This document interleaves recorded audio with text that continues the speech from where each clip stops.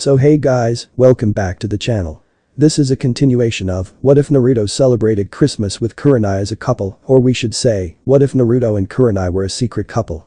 Those who are new can watch part 1 link in the description.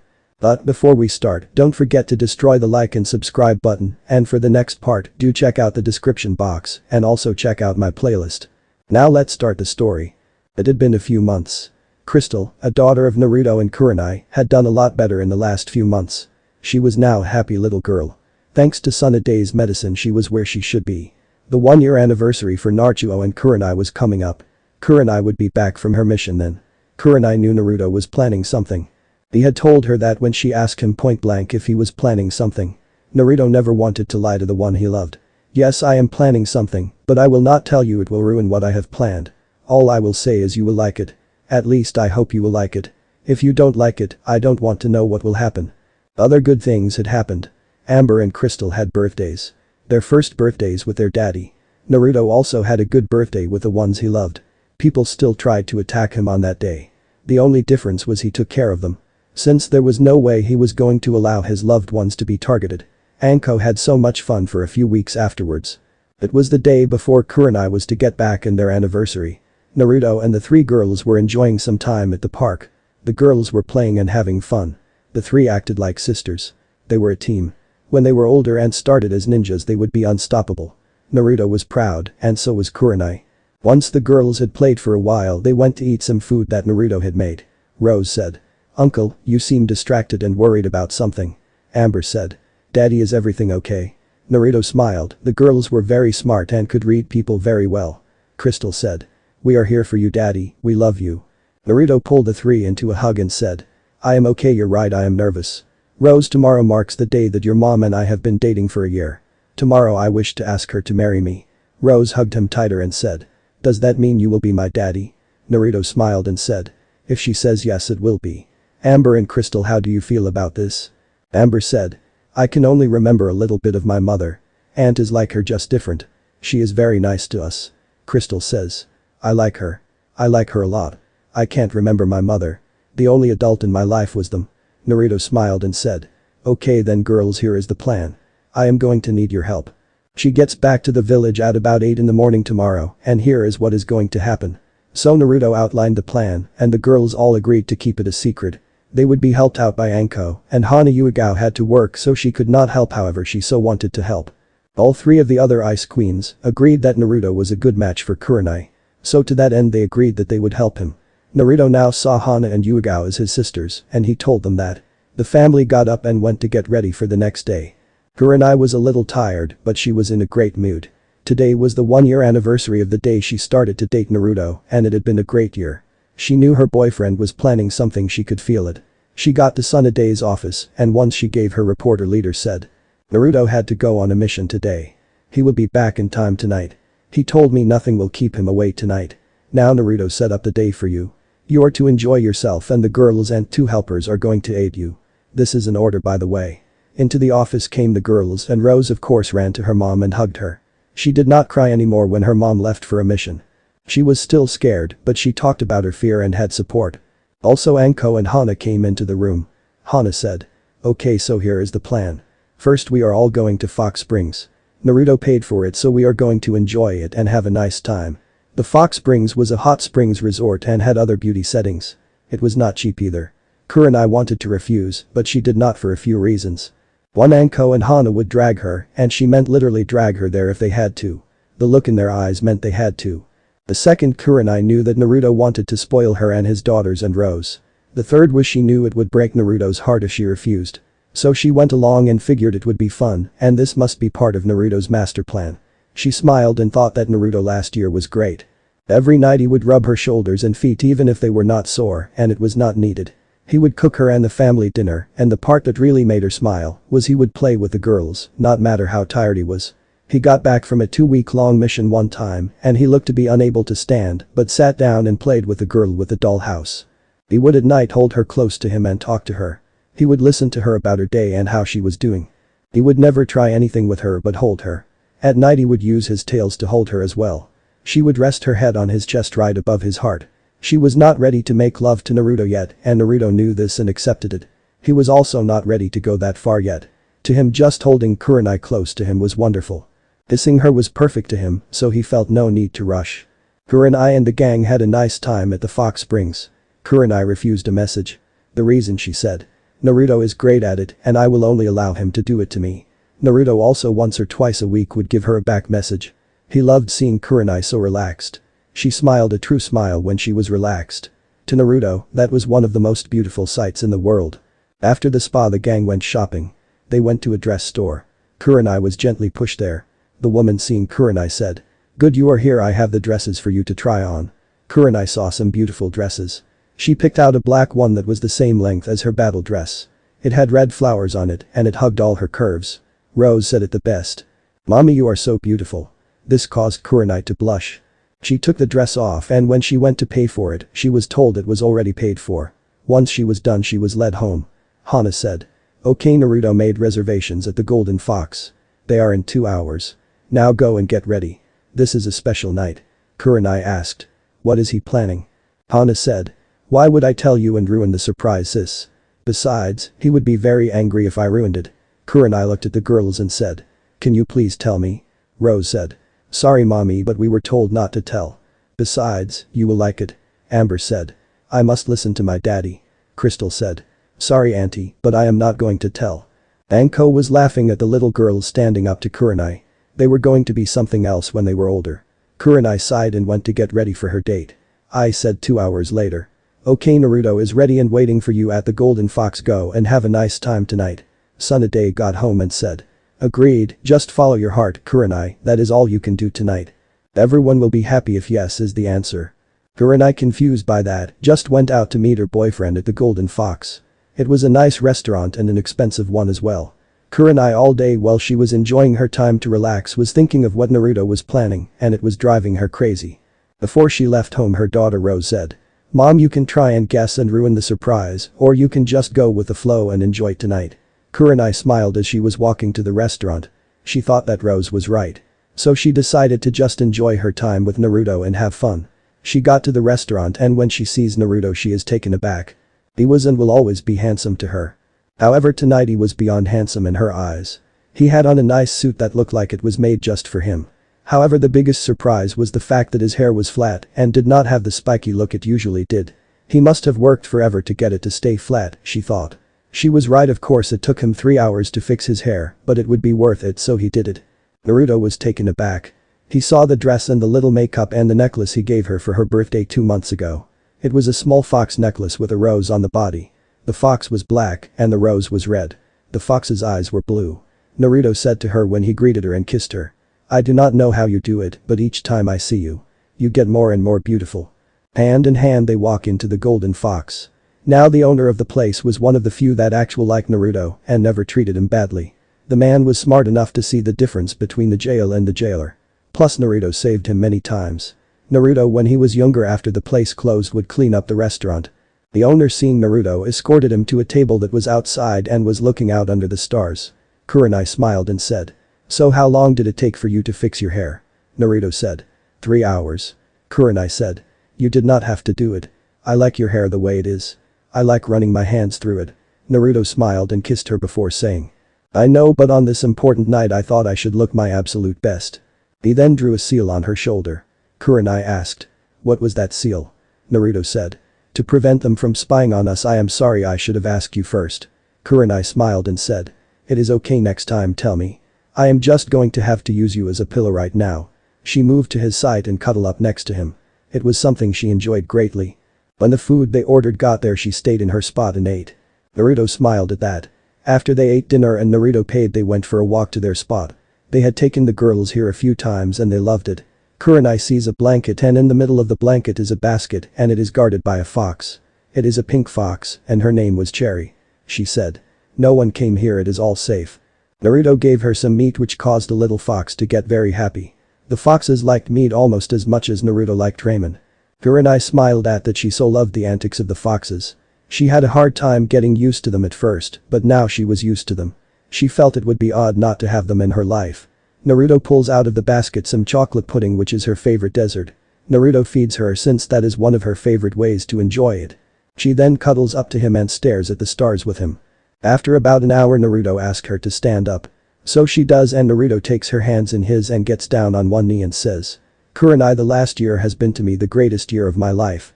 With you nothing else but my girls matter to me. With you I know anything is possible. I have had things hard in life, but being with you makes me forget all that." He took a pause before saying, "I love you Kurenai, and I never thought I would feel romantic love for anyone ever again after what happened with her. I love you and want to spend the rest of my life with you." He then took out a box and opened it up to reveal a ring. He then asked, "Will you marry me?"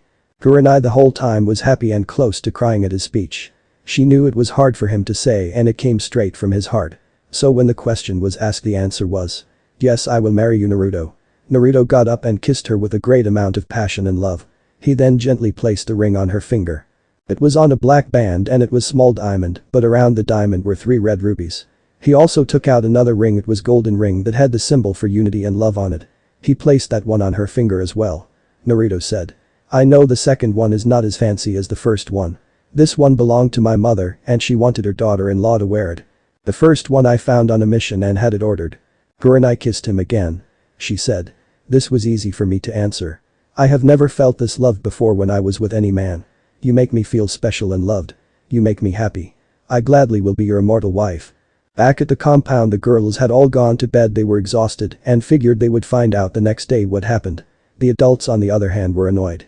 Tsunade said, "I should have figured he would have pulled that stunt. Oh well, I will find out later what her answer is." Anko asked, "If she says no, which I highly doubt, what will you do?" Tsunade said, "I will see how gently she turned him down. If it was not gentle her head will roll. If it was gentle then she will be fine." Hana said, "Well, I am heading home and I suggest you do the same Anko. They are on the way back. We are meeting Kurinai tomorrow so we can find out then." Anko reluctantly agreed. The small yellow fox darker than lighting came up to Tsunade and jumped on her shoulder. She was called Cloud. She was Tsunade's partner and helped to make sure the old Hokage did her work. She came to Tsunade about 3 months ago. She said, "They are on the way back. I would suggest you get some sleep. You have a long day ahead of you and you need your rest. Besides, he will tell you tomorrow."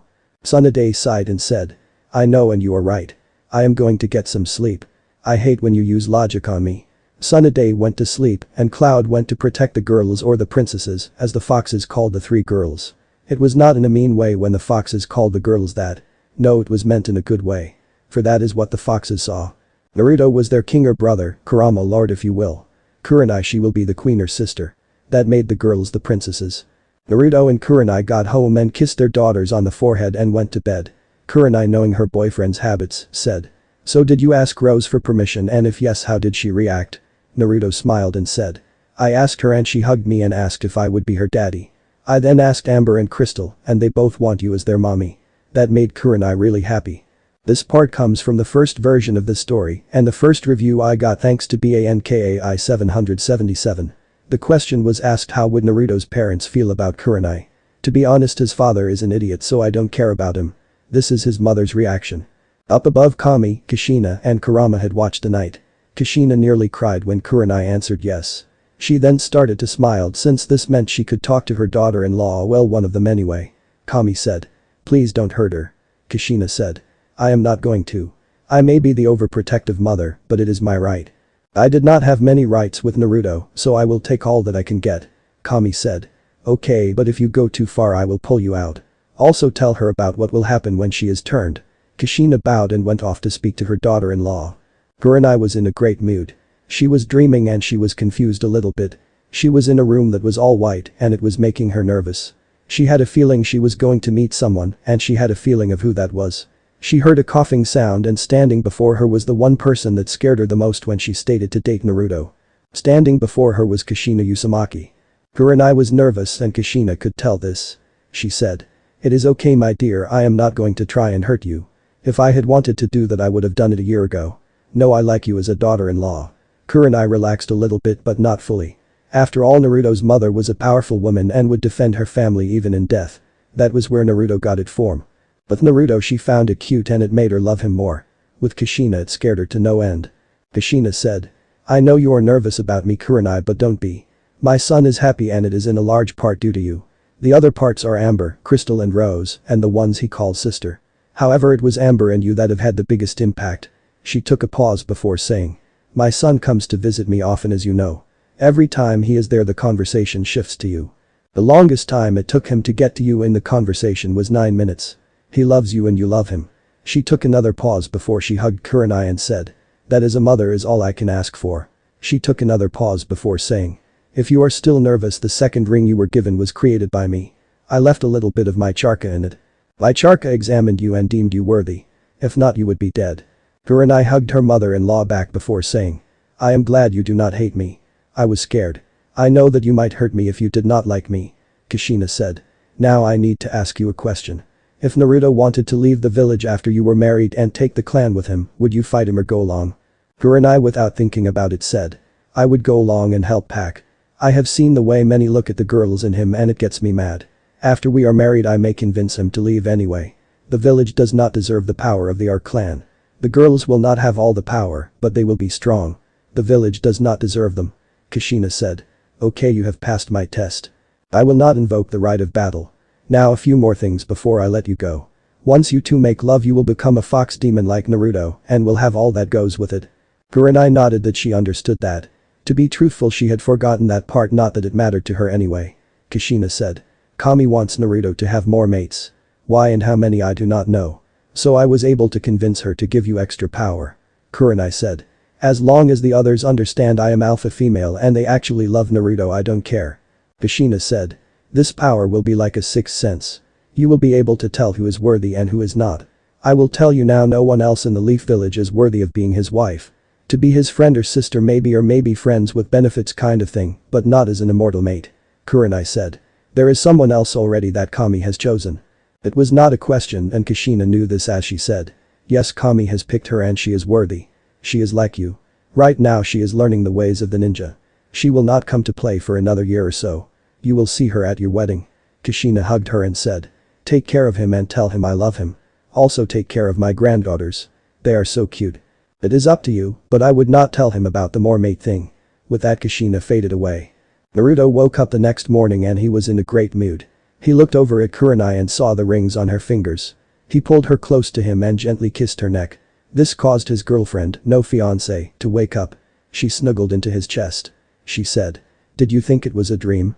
Kurenai knew him so well by now it was scary at times. He was not sure how she had figured him out so easily and so quickly. All he could guess was that she was the first person he dropped his mask for. He said, "Yes, I was, but seeing the rings on your fingers I know it is not. I am so happy right now, Kurenai, and nothing can make it better. I love you, my red-eyed princess."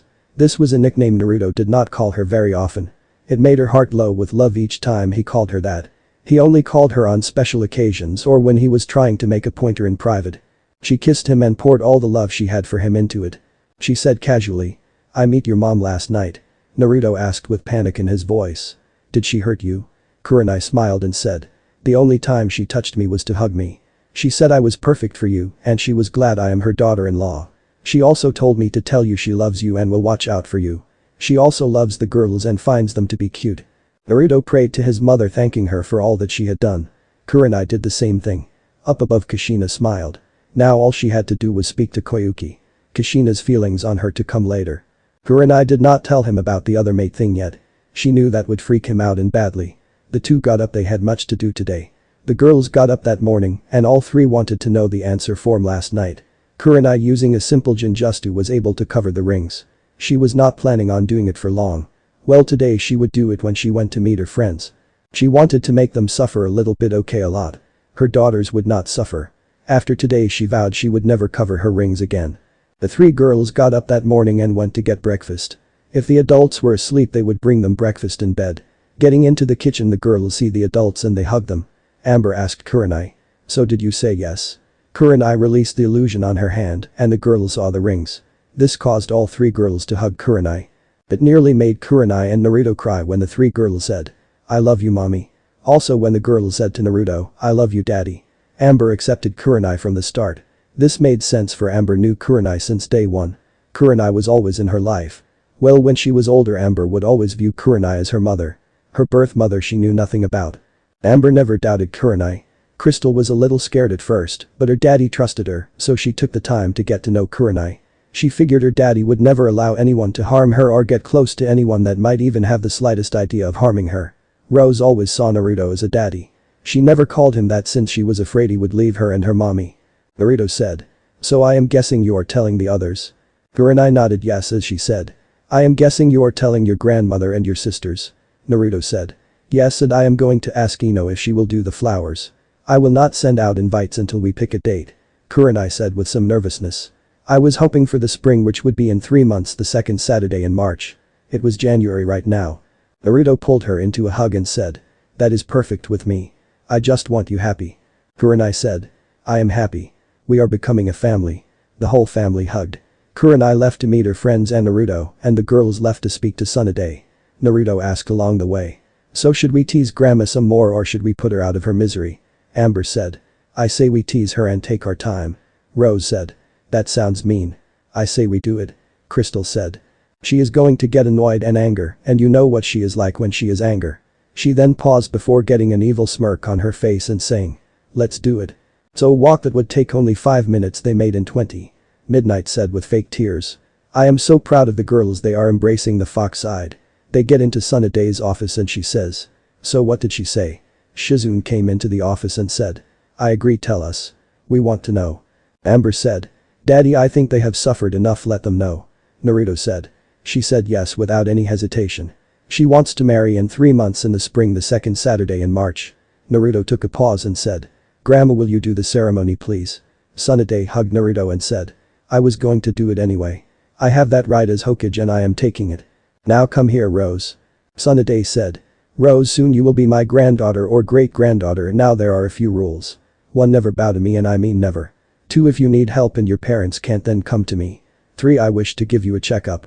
I am assuming you and Kurinai don't want Sakura involved with Rose. Naruto nodded his head. So she did the checkup and announced that Rose was in great health. Naruto said. Well, she was raised by Kurinai. Shizune said. I am so happy for you, Naruto. If you need any help for the wedding, let me know. Naruto said. This is going to be odd, but will you stand by my side, sis? She hugged him as well and said. Yes, I will gladly stand by your side. Naruto said. Grandma Sakura is pregnant and she is trying to hide it. You need to get her off duty or else she will hurt herself. Human females give off a scent when they are pregnant, she is giving it off, and it is very strong. I suspect she is going to have twins. Tsunade set out to do just that. The gang left to go and see Ino. Before they got in, Naruto said. Girls, once we get in, cover your ears. So the girls did, and they were glad, for Ino screamed when she was told that Kurenai agreed to marry Naruto. He asked. Will you still do the flowers? Also, will you stand by my side? Ino put her hands on her hips and said. Do you have to ask? Of course I am willing, and of course I will. After that the group went home to train. Kurenai, when she left, started to walk slowly. I said. A snail is faster than you right now and you are going the long way. Kurenai smirked and said. I know, let them sweat it out a bit. She hit her rings once more. I said. Wow, we have corrupted you. You are being slightly evil and playing a prank and are acting like Naruto. I am so proud, you will be a good queen. Kurenai said. He taught me to have a little fun and relax more. Plus messing with my friends is just so much fun. I never used to do it. Now I enjoy it. Naruto has allowed me to be me, or who I used to be. That is another reason I love him. I said. You have done the same for him. You two have each helped each other. It is a give and take relationship. All he wants is his daughters safe and happy and you safe and happy. Nothing else matters. Now come on, let us go and mess with your friend some more. Kurenai said. You are like me, it is kind of scary. I said. 2 Narutos and 2 Tsunades are scary. We are the level-headed ones in this family that is very dysfunctional. Kurenai said. Yes, our family is dysfunctional. She paused and smiled before saying. However, I would have it no other way. Her partner agreed with that statement, for she would have it no other way as well. I said. So how are you feeling? Kurenai said. I am feeling great and hoping it is not a dream. I said. About the second maid, and yes, I know. Kurama told us this would happen. No, I am not going to tell you who she is, but she is good. Kurenai said. I am not sure why, but I am okay with it. It makes no sense, but I am okay with it. I said. When Naruto is involved, things don't make sense. You should not even try to make sense of things with him. Kurenai nodded and agreed with that, for it was true. Kurenai said. I was so happy when Amber and Sirstal called me mommy and hearing Rose say I love you daddy to Naruto. I said. I understand, now let us go. I can feel Anko getting jumpy. Rose has always seen him as such. She was scared to call him that. It was true about Anko. After waiting for 10 minutes, Hana said. Anko, relax, she is messing with us. Anko started to get mad and said. No, she is avoiding me, she hurt my little brother and she knows I am going to hurt her. Besides, she would never prank us. Yugao said. A year ago, yes, that would be true, however dating Naruto has brought out her slightly evil side. She enjoys pranks now. A few minutes later, Kurinai and Ice walked into the restaurant. They were walking as if they had no cares in the world. Kurinai sat down and ordered some food and acted like her friends were not there. The friends, knowing Kurinai was not going to talk yet, just ordered food. Kurinai was having a hard time not smirking at the edginess of Anko. It was way too funny. After the food came and another 30 minutes of silence had gone by, I said. If you don't tell them right now, Anko is going to strangle you. Kurinai went into great details about last night, more than were needed ever. She even described the plates the food was on at the restaurant. Since her friends helped plan it out, they were getting annoyed. Anko said with some anger laced into her voice. She was barely holding on to her temper. We know what happened last night. We helped Naruto plan it. We want to know if you said yes or no when he asked you to marry him. Kurenai said cautiously. I was not there yet. Oh yes, he feed me pudding and just held me. He gave me a beautiful speech from his heart and it made me cry. I was so happy, so when he asked me I said no, I would not marry him. She then unleashed her rings and made sure her friends could see the rings. Anko was not sure if she should strangle Kurenai or applaud her for her guts. Kurenai said. Just to clear up any confusion, I said yes, I would marry him. I did not even think about it. It was the happiest moment in my life so far. Anko said. Well, that was great and evil. I think you have been hanging around Naruto too much, he is rubbing off on you. Kurenai said casually and with a smile. Not yet and not until the honeymoon, but I would not mind that. The look on her friend's face was priceless. Hana said. I agree with Anko, but I am also happy to see the old you back. Yugao said. So when is the wedding and can we be in it? Kurenai said. The second Saturday in March, which is 3 months away, and yes, I want you three in it. Hana said. There is something that I have been wanting to ask. What about Asuma? Kurenai said. I could care less what that bastard thinks. Even if he were alive, I would still not care what the hell he thought. Naruto is a better man than he ever could be. Rose is not his daughter by blood, yet he still treats Rose as such. Asuma wanted me to abort Rose. Her friends were shocked by this, for they did not know this information.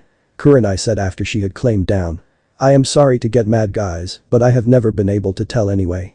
The bastard promised to have Rose taken from me if I did not act like he was a perfect person and was trying to protect his daughter and girlfriend, which is what I had to say. I never dated him. Rose was a result of a one-night stand. He took advantage of me when I got drunk. I think he drugged me, but I am not sure. Kurenai took a pause to claim her down. So to answer you, I don't care, he never cared for me or Rose. Naruto has. Naruto loves me and has never once tried to have naughty with me. Sure, we have talked about it, but I told him I am not ready yet to have naughty with him and he is okay with that. Naruto loves his girls, our girls. Yugao recovered and said. What about the girls, how do they feel about the upcoming marriage? Kurenai said. Amber accepted it and was happy. I have been in her life since the day Naruto adopted her. I think when she is older it will not matter to her that I was not in her life at the start of it.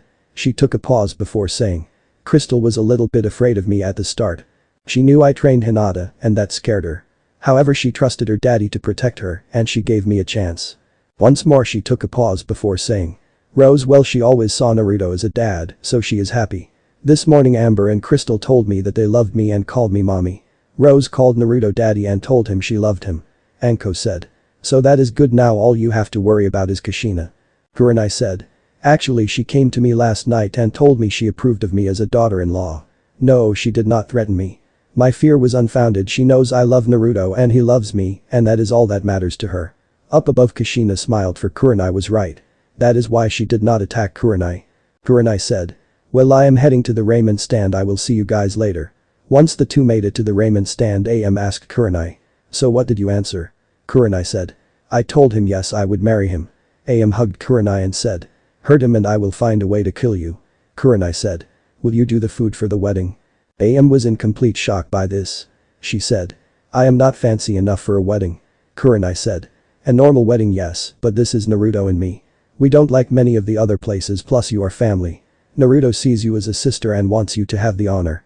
He will say the same thing you just did, so I am asking you to do it. It will make him happy. Plus you are one of the best. AM smiled and said. I would be honored to do the food. It will be the best I ever cooked. Kurenai said. You are important to Naruto and I wish to be honest with you about something. I was jealously of you. I thought you were one of the few that could steal Naruto for me. AM could understand why Kurinai thought that. She said. Don't worry about that. I do love him but as a brother. I pick on him but will be the first to defend him if anyone else does it. Don't worry, he is yours. The two hugged and Kurinai went home to see her daughters. They had all trained and fell asleep after eating some dinner. Kurinai started to pet Naruto's ears like Ice told her. She did this often and as a thank you for when he would rub her shoulders or feet. It got him to relax, which is something that was rare for him. Kurinai told him all that had happened. He said after being told what she did to her friends. I am so proud I have taught you well, my red-eyed princess. Kurinai smiled at this, and the two shared a deep and loving kiss before heading to bed. Next part. Thanks to Kushina Naruto for the idea. Got it from his or her review. My 20-second review for this story. I am so happy. The girls had all fallen asleep.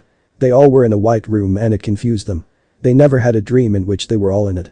They look up to see a woman with long red hair and kind blue eyes. It was Amber that said. It is Grandma Kushina. Daddy's mommy, we have seen the pictures. Kushina smiled and said. Yes, you are right, little one, I am your grandmother. I just wanted to meet you three one time at least. The girls ran over and hugged their grandmother, which made Kushina cry and smile.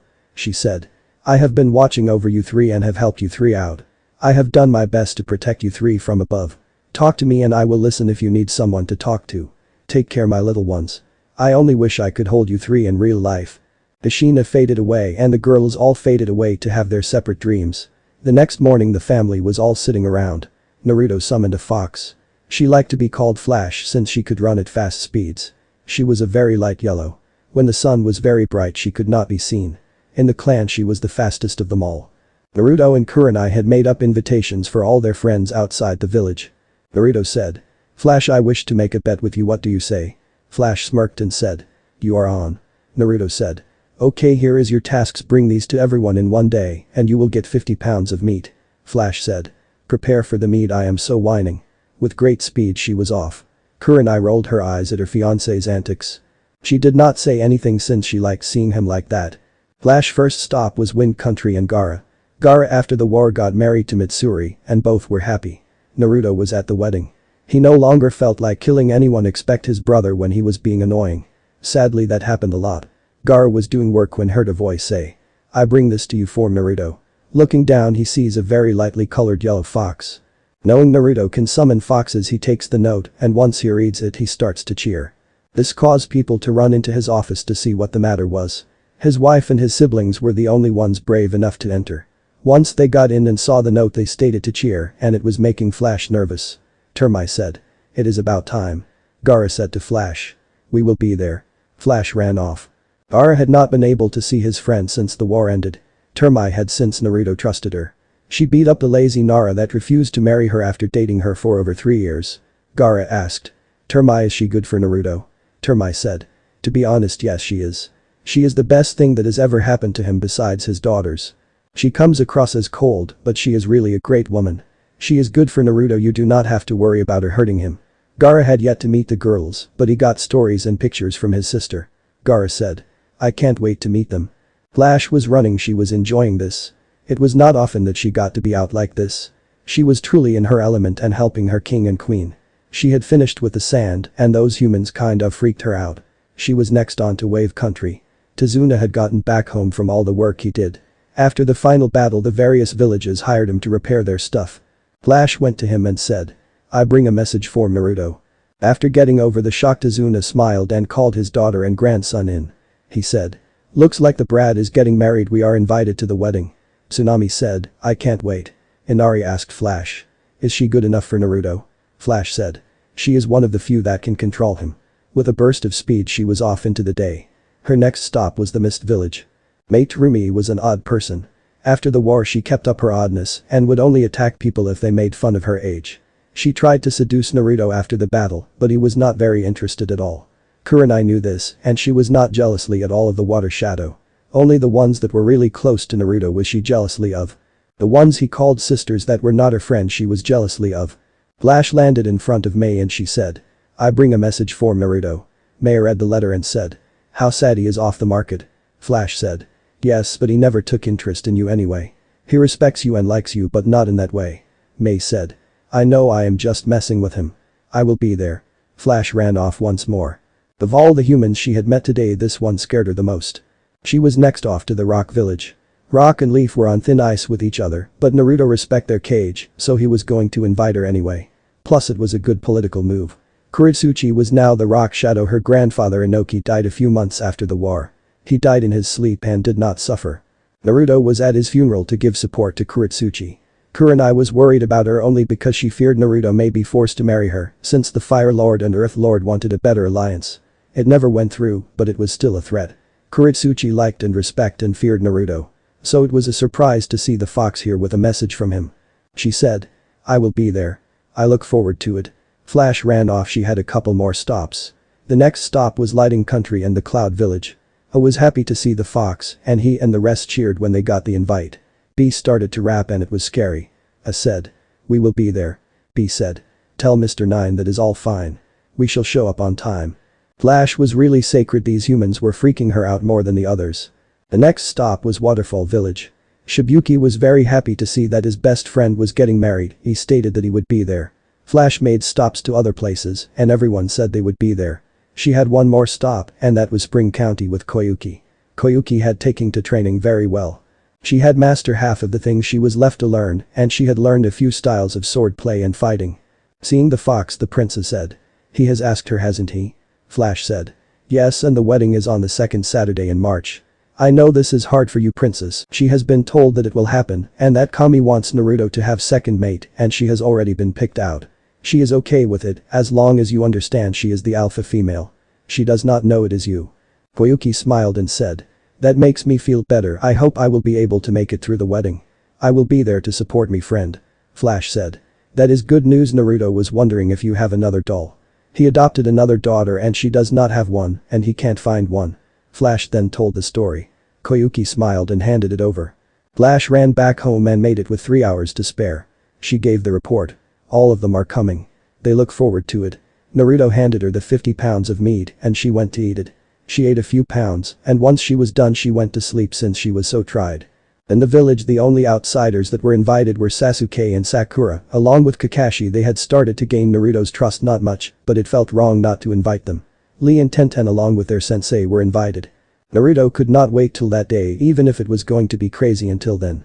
It had been a month since the engagement of Naruto and Kurenai.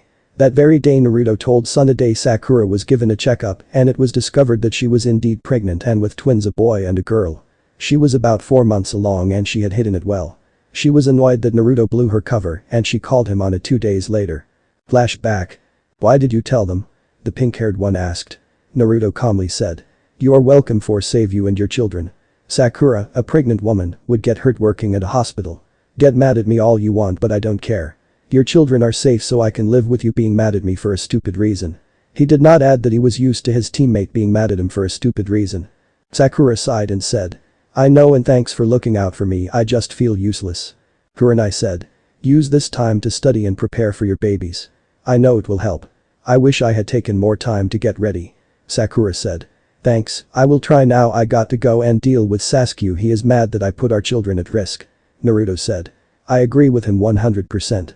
You need to watch after your children, they are more important than anyone or anything." Sasuke hurt a lot of people in his life.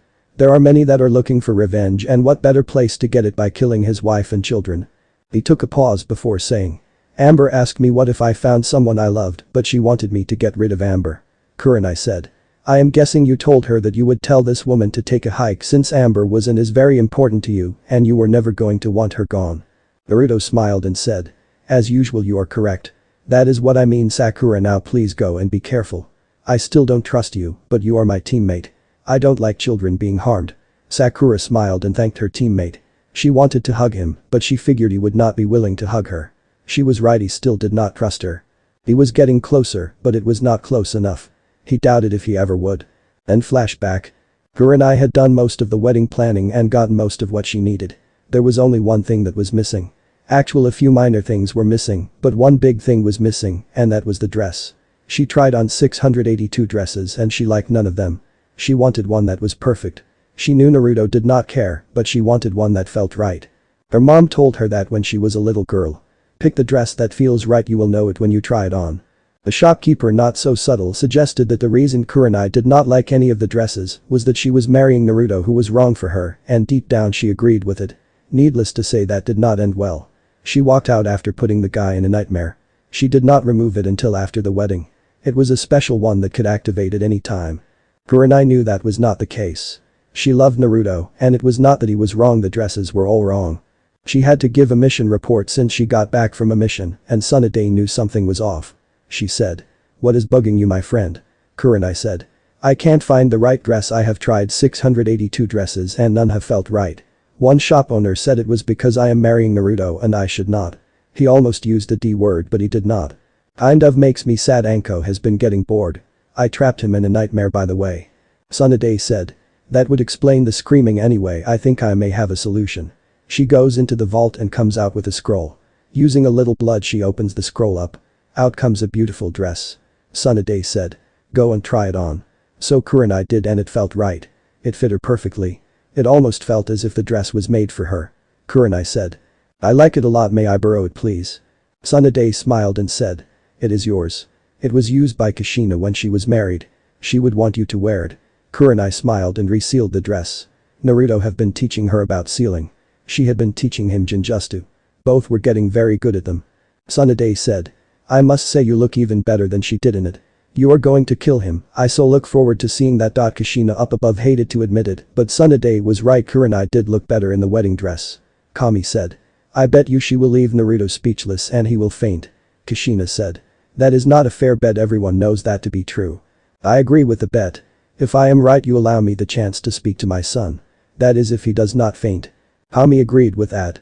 You see, my dear readers, Kami had forbidden Kushina from speaking with or helping her son. Why she did, Kami was not sure. However, the law was that once she made a choice she could not go back on it. Kami figured she must have been really out of it at the time. Back on Earth, Tsunade pulled out a necklace with the Uzumaki swirl on it. The band was black, but the swirl was orange. Tsunade said. "On the wedding day you need to wear this. It will be the something old. The necklace itself is not old, the tradition behind it is." Tsunade took a pause and said. "In the Uzumaki clan the tradition is that all women that join the clan through marriage get this and wear it on the wedding day. Kushina was the one that should have given it to you." The old fire shadow said after a brief pause. "Since she can't, I will give it to you. It also goes with the men, but they have something different. They have a bracelet." After a quick hug, Kurenai went home. She had been out of the village for 3 days and she already missed her family. I said. "She is right about the dress." Kurenai said. "You have seen it before?" I answered. "No, I meant knocking him dead. It was funny, on your first date he did not believe that you could be more beautiful than you already were. His expression was priceless." Kurenai said. "Midnight is teasing him right now, isn't she?" Ice just smirked, which gave Kurenai the answer. When she got home she was tackled by her daughters. She hugged them gently and said. "I missed you three as well." Naruto hugged and kissed her. He was making dinner which was eaten. He gave her a shoulder rub and Kurenai could tell he was nervous about something. She said. "What is bugging you, my love?" Naruto smiled and said. "Kurama wants to meet you and the girls. I am not sure how you would feel about it. So I have been putting him off." Kurenai was not expecting that at all. She said. "Summon him, and I have been meaning to ask, am I allowed to sign the contract, and will the girls and any other children we have be allowed to sign it?" Naruto said. "Okay, I will summon him, and yes, you can, and the girls when they are older, and any children. I am the holder of the contract, and if I deem someone worthy I will allow it. Do you want to sign it now or when we are married?" Kurenai said. "I will wait until we are married." Naruto said. "You can sign it after the honeymoon." Kurenai smiled and said. "Where are we going?" Naruto said. "We have been given permission to go out of the village. There is a new hotel in Wave and it has some pretty stuff to see. Either that or a few other places we can pick from." Kurenai said. "I like Wave. I say we go there in spring. I would like to think about it." Naruto nodded at that. He then said. "Okay girls, please come here and sit with me. I am going to summon Kurama. He is the 9-tailed fox and he is very powerful. He is stronger than me at this point." The girls all nodded that they would be good. Naruto ran through some hand signs and said. "Summoning 9-tailed fox." After a puff of smoke came and left, a medium-sized orange fox appeared. The only difference between this one and the others was that it had 9 tails. Kurenai could feel the power coming from this fox and it worried her. Ice had told her that the Kurama viewed Naruto as a son. Kurenai did not want to piss him off, for if she did she was as good as dead. Kurama said. "I did ask that you summon me for a chat. It has been almost 2 years. Why wait this long?" Naruto said. "I think you know the reason, my friend, but you want to hear it, so I shall say it.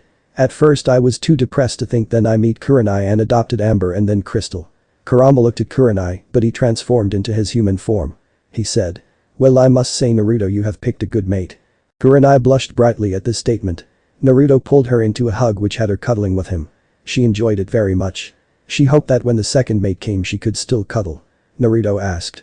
Did you have anything to do with the relationship at all? Kurama sighed and said. I set up the first meeting. Naruto with a flash of light was gone. Kurenai could see the tears on his face as he left. Kurenai walked up to Kurama and slapped him hard across the face. She said. You should have known he would have the worst. Come on girls, we need to find daddy and let him know that we love him. Amber said. He is at the family spot. Kurenai gently touched the girls and with a flash of light the four were gone. Naruto had taught her the flying thunder god and she learned it very quickly. Kurama smiled as the other humans left. He thought to himself, I made the right choice. He sat down and waited since he knew Naruto and the others would be back. Kurenai and the girls arrived on the site of their spot as they often called it. Naruto was sitting on the ground and he was crying. Something that none of his family had ever seen him do before. They heard him say. I just lost her. He felt 4 sets of arms warp around him. He heard Kurenai whispered in his ear. I am not going anywhere and you can be sure of that. I love you, Naruto. Naruto was about to say something before Kurenai cut him off by saying. All he did was make sure we meet and had dinner together. Everything else was up to us. The feelings we had for each other are real. You know that and I know that. Naruto pulled his family close to him and hugged them for an hour.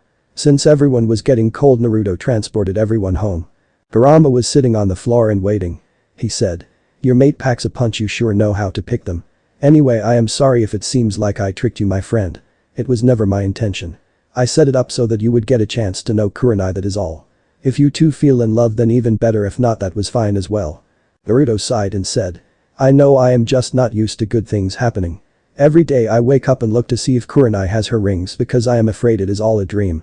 Kurenai pulled him into a hug and his daughters hugged him as well. They did not understand all that their daddy was saying, but they could understand he was sad. He asked. Were you behind Amber and Crystal? Kurama said. No, that was Kami. Before you say it, no, she does not hate you, she actually respects you. She was forced to watch you and your life. She could do nothing. With Amber all she did was remind you in your heart what you wanted most. She blocked the part of your mind that had you arguing with yourself. He took a pause before saying. Crystal, I am not sure what she did, to be honest. I really have no clue what goes on in her head. I have stopped trying to figure it out, to be honest. Kurama said. Kurenai, she gave you the chance to have children once more with Naruto or not, she did not care. Any other questions I will answer honestly. Naruto said. Why did you help? Kurama said. I saw everything and I wanted you to have some happiness in life, so I sought someone that would be perfect for that. She has all that you were looking for and you have all she is looking for. No one had any other questions. Kurama was given an invite to the wedding and he left to go home. The girls got a bedtime story and went to sleep. They loved it when their daddy gave them a bedtime story.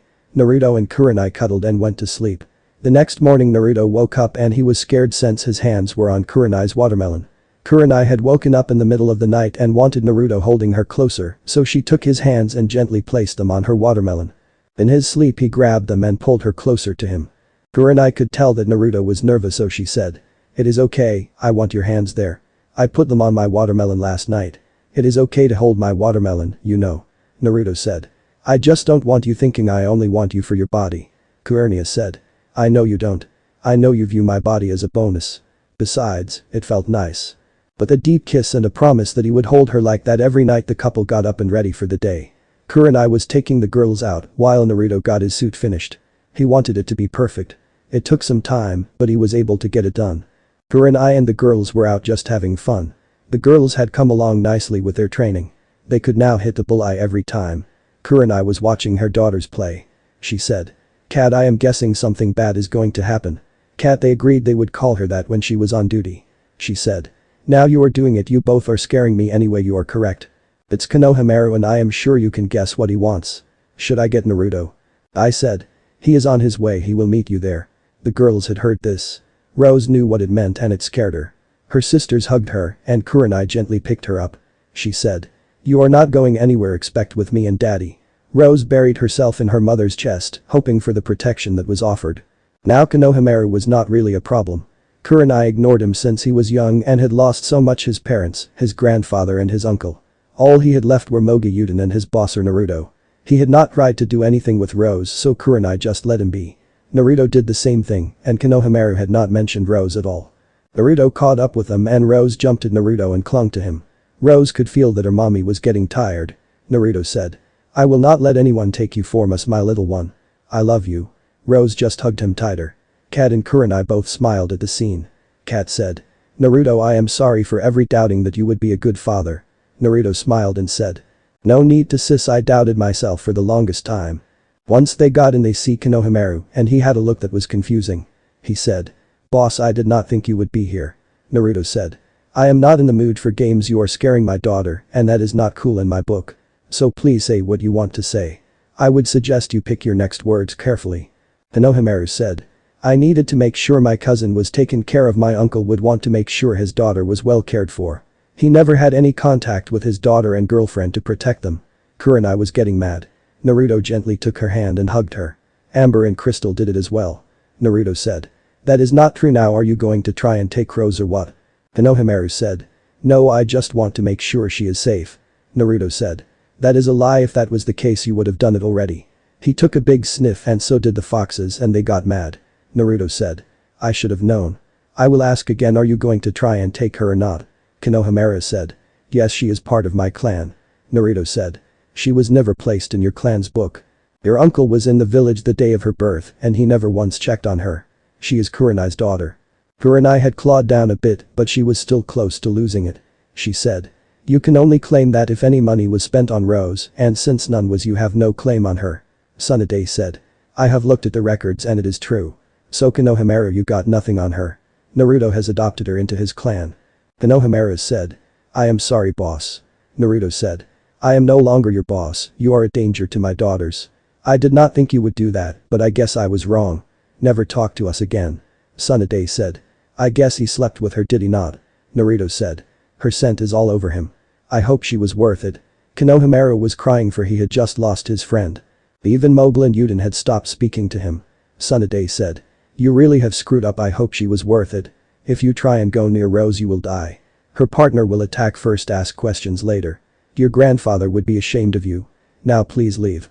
Heading home, Rose had hugged both her parents and refused to let them go. They held their daughter close to them, letting them know that she was safe. No one felt like eating. The family cuddled up together and fell asleep on the couch. Tsunade came and covered them when she got home a few hours later. It was the day before the wedding of Kurenai and Naruto. Koyuki was the first to arrive and she arrived a week before the wedding started. She viewed this as a vacation. The people of Spring wanted to make sure their hero had a happy day, so their princess was sent to make sure of that. Naruto as their hero was like a son to them. More on that later. The other guest arrived the day before the wedding. Koyuki instantly took a liking to the girls. She hoped that when she did marry their daddy they would call her mommy. She did not know if that would work, but she hoped. When the girls were told who she was they started to like her as well. They were a little scared of her at first. All of them have had bad reactions to strangers. All of them were nervous adults. They knew their daddy trusted her and she was Princess Gale. Princess Gale they knew would never harm a little girl. Plus she got them prize dolls. They may be strong, but they are still little children who have toys that are precious to them. Kurenai got an odd feeling with Koyuki that she could not describe it. Ice told her. You will know once you mate with Naruto. Kurenai accepted that since the Princess of Spring was of no threat to her family. In fact, Daimyo really treated her girls with respect and kindness. She acted as an aunt to them and after the first day the girls took to calling Koyuki Auntie Gale. This made her very happy and it caused her to nearly cry. Kurenai invited her to stay at the house. When Koyuki tried to refuse, Kurenai said. I will not have the Princess of Spring staying at a hotel that will overcharge her. You are staying with us and that is final. Koyuki tired to argue, but Naruto said. You are not going to win this battle, she will win, so just agree to stay with us. We have a lot of rooms. The others will stay with us as well. Besides, you are my friend. Koyuki knew that Kurenai knew Naruto was going to marry another woman. However, Koyuki knew Kurenai did not know it was her. She now saw that Kurenai was not someone to piss off. She was a little nervous about when Kurenai found out it was her. The day before the wedding, Gaara and his family arrived first at 8 in the morning. The girls were a little scared of Gaara at first. He was not the warmest and most inviting person in the world. Tamari the girls really liked since they already knew her. She helped them with their throwing weapons. She also helped beat up Shikamaru, which was very funny. To them Tamari was Auntie-Tamari or Auntie T. Flashback. Shikamaru Nara was considered to be the smartest person in the Leaf Village. Only his father, who was killed in the final battle, was smarter. So it was a great shock to everyone when he tried to speak to Rose and spend time with her. Ino did try and warn him not to do it. As usual he did not listen to her. Lighting was not amused, she was about to rip him to shreds just like she had been told to. She was going to enjoy it as well. However, she was stopped by Tamari. Tamari said, "Well, if it is not Mr. Lazy, I am too afraid to ask the girl I have been dating for over 5 years to marry me.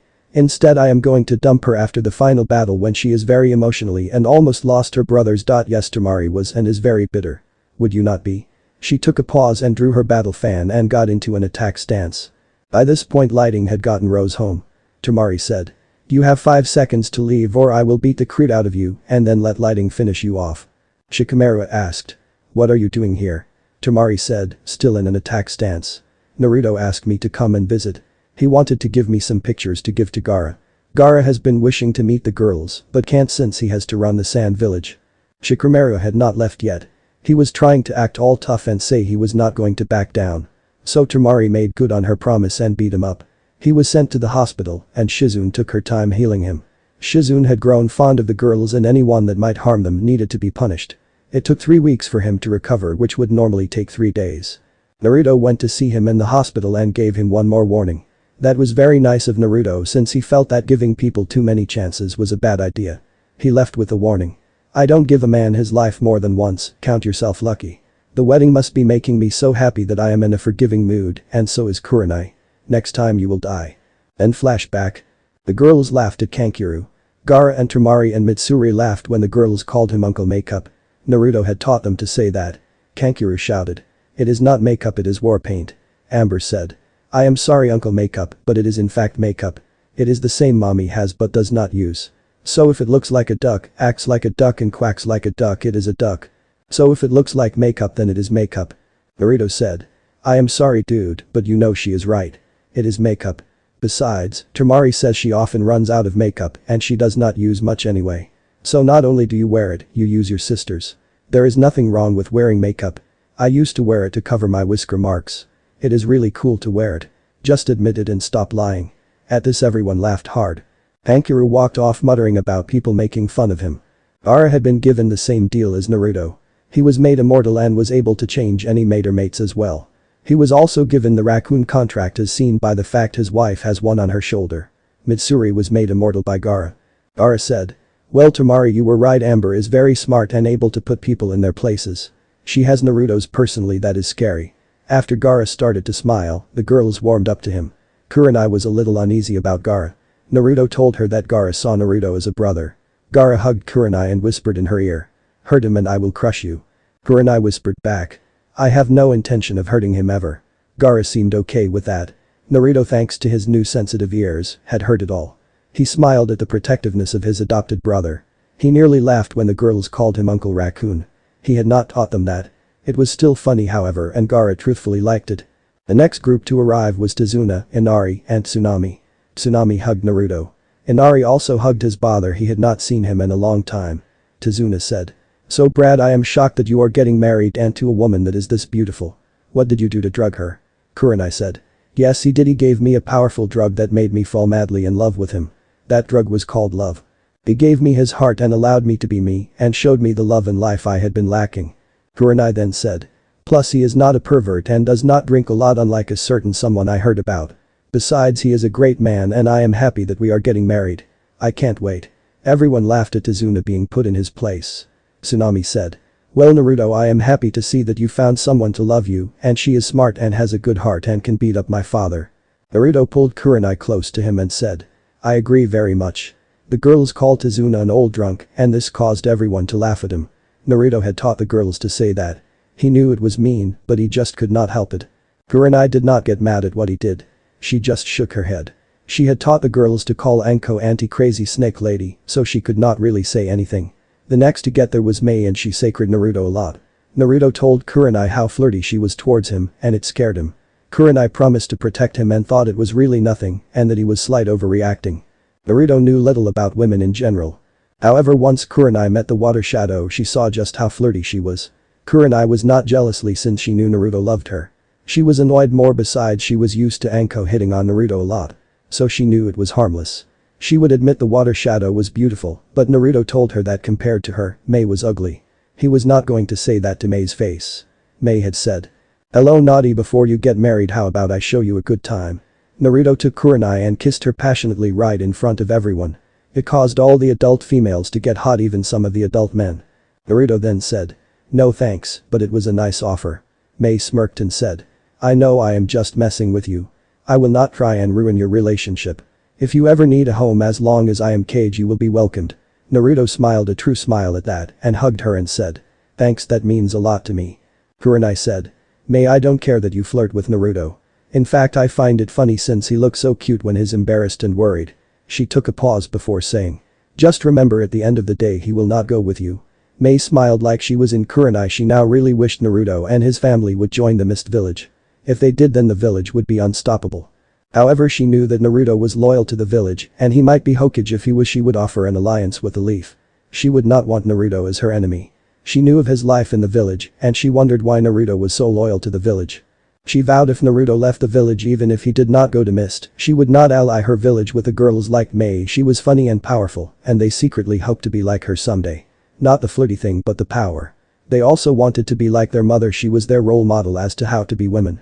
The next to arrive were the Cloud group of Yugosho, and Yugosho could not have children, so she had adopted after the war like Naruto.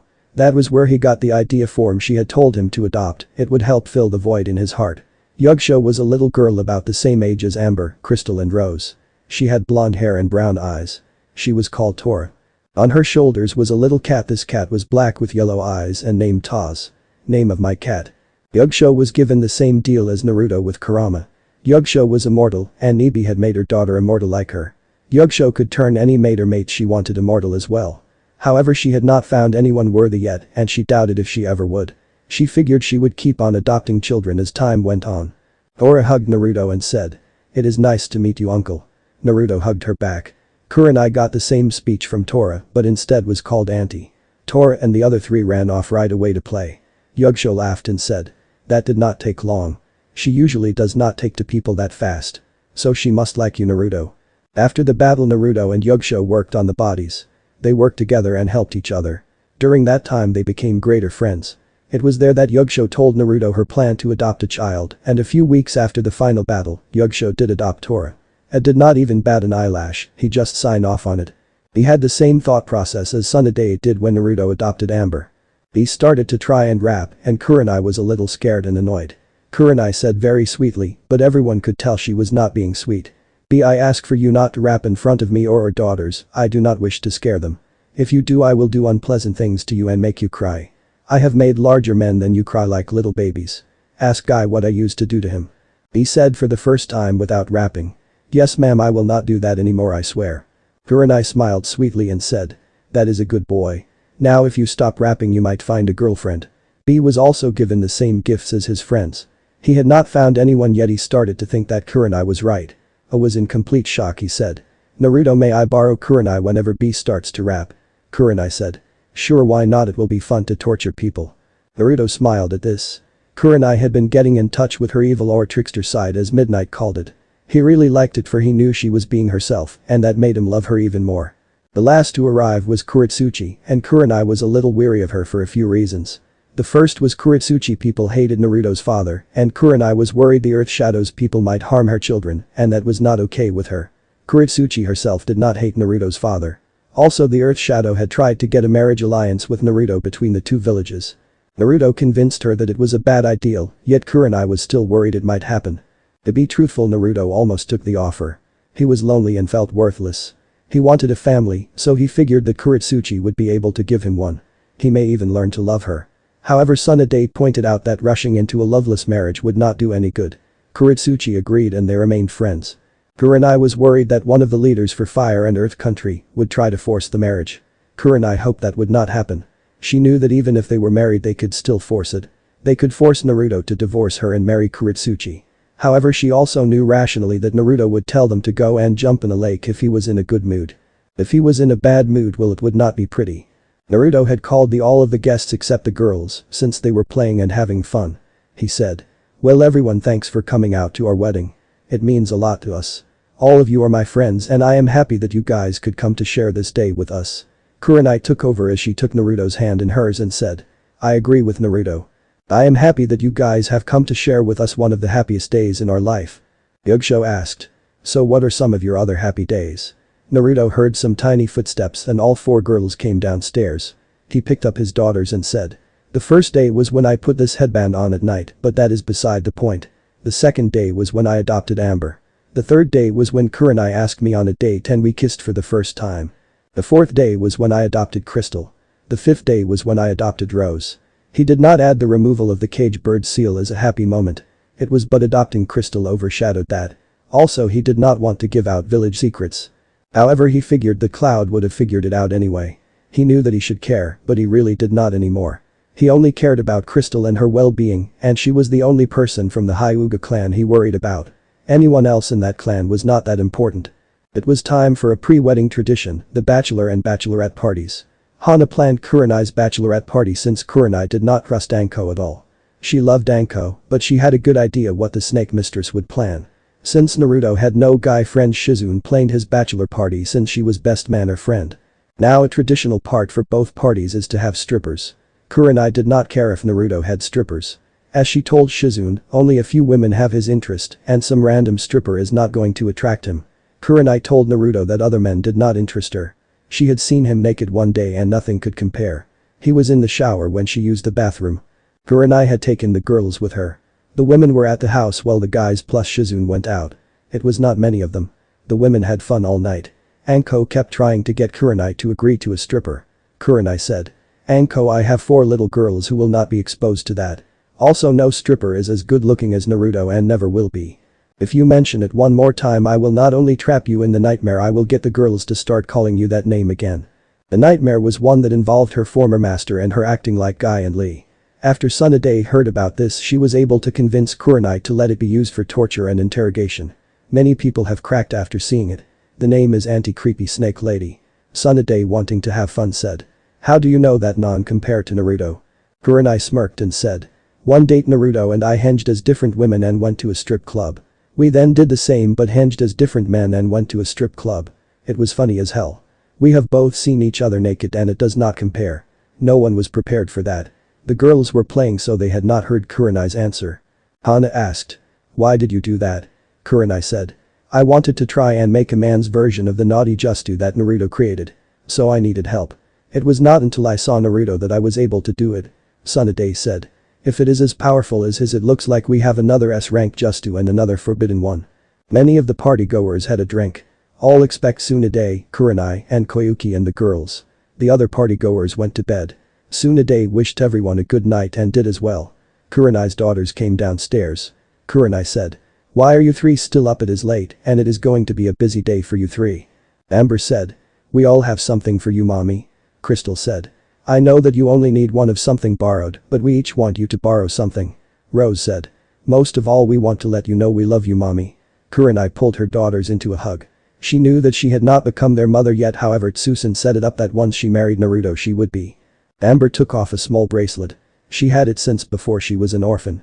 It was made so that it would grow with her. It had a small amber stone on it. She said.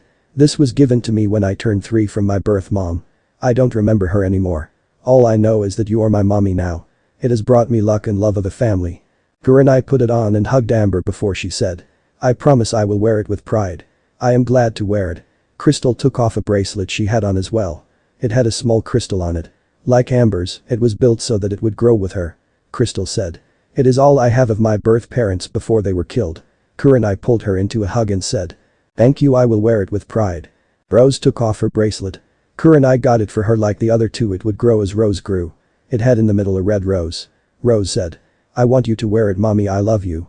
Kurenai hugged all 3 of her daughters and brought them to bed. She gave them a story and said. Mommy loves you. Koyuki had smiled at this, it brought much joy to her heart. Koyuki asked. So where are you going for your honeymoon? Kurenai said. Naruto said I could pick and I would like to go to spring. Koyuki said. Then you shall stay with me and I will not take no for an answer. Kurenai figured that would be the case. So she said. Okay, we will escort you back and have our honeymoon there. Koyuki said. That sounds great. There is something I should warn you of. It is strange, I will give you that. Naruto is a hero in my country and as such many view him as a son. Kurenai said. So I am guessing they may give me a hard time. Koyuki smiled and said. Yes, they might, mostly the older ones. They would have wanted him to marry someone from spring. Watch out for the little old ladies, they are the worst. Kurenai smiled and said. I am guessing that you were sent to make sure he had a good wedding. Koyuki smiled and said. That is correct. Well, as you said, tomorrow is a big day, so I shall get some sleep. The two hugged and went to bed. Naruto was staying at Shiazen's house for the whole not seeing the bride the night before the wedding. Kurenai fell asleep with a smile, knowing tomorrow she would marry Naruto. At Naruto's party not much happened. Well, two major things happened. The first was Kankuro getting smacked hard when he kept asking for strippers. Naruto said. Kurenai is far hotter than any stripper, and besides, I will not disrespect her that way. The second thing was when Naruto said. I know that some in your village have gone after members of the Hyuga clan before. My daughter was once a part of that clan. If anyone from your village makes a move against her, I will kill them and will not do a thing to make up for it. He took a pause and said. If I find out that the order came from you or from anyone in power, I will level the village to the ground. I am giving you this so you may warn your council. I will not allow anyone to harm my family. I said. I understand, and if it happens I will aid you in destroying the village. Naruto went to bed, but before he did, Midnight talked with him. So are you nervous? Naruto said. Yes, that I will mess up and that Kurenai will not want to marry me. Also I am nervous that she will harm Kurenai or our daughters. Midnight cuddled with her brother and said. We will protect Kurenai and your daughters. She loves you and will not change her mind. Now get some rest, brother, you will need it. Kurenai woke up like she had been with Naruto not holding her. She woke up feeling like she ran 7,000 laps around the village. Usually she was slow getting out of bed in this case. However, she remembered that today was her wedding day. She gets up and sees her daughters are already up and ready for the day. Kurenai said. I see you three are just as eager as I am. Rose said. Yes, we want the wedding to start. When will it start? Kurenai smiled and said. 5 hours now, come on, let us get ready before the aunties get here. Koyuki had gotten up and she set out to help with whatever was needed. Hana had arrived to help out. The others were all on a mission. This one was paid for by Naruto. Their mission was to act as bouncers, if you will. Anko was very giddy when she was given the task. Yugao, well, she was also giddy, and both looked forward to a fight. Kurenai did ask Naruto what he was thinking. Naruto answered along the lines of they want to see you happy, so they will make sure no one stops that. The first task was to get clean. Kurenai took a long shower, and once that was done she put on her dress. She could not wait to see Naruto's face when she put it on. It would be priceless. She then sat down, and Koyuki and Hana worked on her hair, getting it the way she wanted it. It was very easy to do since Kurenai did not want anything fancy. Naruto liked her hair the way it was. So she figured why change it. As for makeup, all she put on was some eyeshadow and some bright red lipstick. Once it was done she went through what she had. She had something old, the necklace given by Tsunade for being a part of the Uzumaki family. She had something buried which was given to her by her daughters. She would return them after the wedding. She had something new for Naruto. It was a pair of earrings that she wanted. They were small ruby earrings. She tried to talk him out of buying them and she thought she had. However, for her birthday he got them for her. She tried to have him take them back, but he told her seeing her smile when she wore them made him happy, and it was well worth the money spent to see her smile. She also had something blue underneath the dress. I will not say more on it, but you can guess what it was, and it was a darker blue. Once done she went to check on her daughters and see how they were doing getting ready. Koyuki went to help them, seeing that Kurenai did not need help getting ready. All three girls had matching red dress on. Kurenai smiled and said. You three are so adorable. Amber said. Wow, mommy, you are so beautiful and pretty. Kurenai smiled brightly at this as she pulled her daughters into a hug. She took Rose as Amber and Crystal were sent to Naruto. Both wanted to have their children with them before the wedding. Kurenai asked. How are you feeling about my flower? Rose hugged her mommy and said with a true smile of joy on her face. I am happy, so very happy, mommy. I have a daddy and with him I have always felt that I had a dad. Kurenai said. I am glad for my little flower. I want you to be happy with this marriage. I know it is not easy. All of a sudden you had a sister and then another sister. Rose hugged her mommy and said. I know it was sudden and at first it was scary and I was afraid, but after a short time I was happy. It feels like a family. Kurenai said. Our family is getting bigger and it will get bigger. Know this, Rose, I will always love you and will always be here for you. I am always with you in spirit even when I am not next to you. Rose said. Thank you, mommy, I love you. Hana came and said. It is time to get to the place. It is time to get married. Kurenai said. So Ice, how nervous is Naruto? I said. I think you know the answer to that one. He is worried about your former students and what they may do. She took a pause before saying. However, all of that is overshadowed by happiness and joy. I said. He is also a little nervous that you will leave him at the altar. Kurenai said. If they try and stop the wedding I will fight them. If they harm the girls or try to, I will kill them. I said. Yep, you are a great queen. Kurenai said. As for leaving him at the altar, I would not do that. I love him. I also understand why he feels that way. I hope when we marry he will no longer be scared. I said. When he finds out about the second mate he will be scared. Kurenai said. I know and I am prepared for that. As for being queen, not yet, but I will be soon. Kurenai asked. When I am turned, what will it be like? Anna had left, so Kurenai could not be heard. I said. Well, to be truthful, Naruto is the first human that has been given that power, so we do not know for sure. She took a pause before saying. With Naruto, all of his sense increased tenfold, so we can assume yours will as well. You will gain the power over the elements and your power will go up. She took a pause once more before saying. Any other physical traits may change, it is just not known. I said as an afterthought.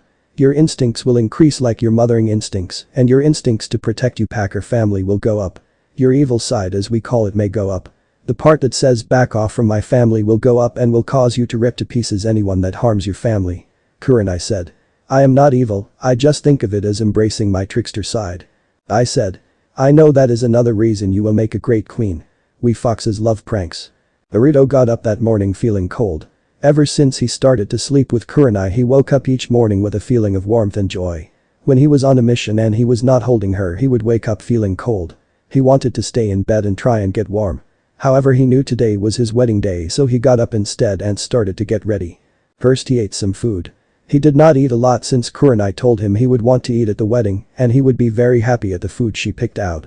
Kurenai had not told him who she had gotten to do the food. All she said was it was a surprise and he would be happy. After he ate food, he went to take a shower.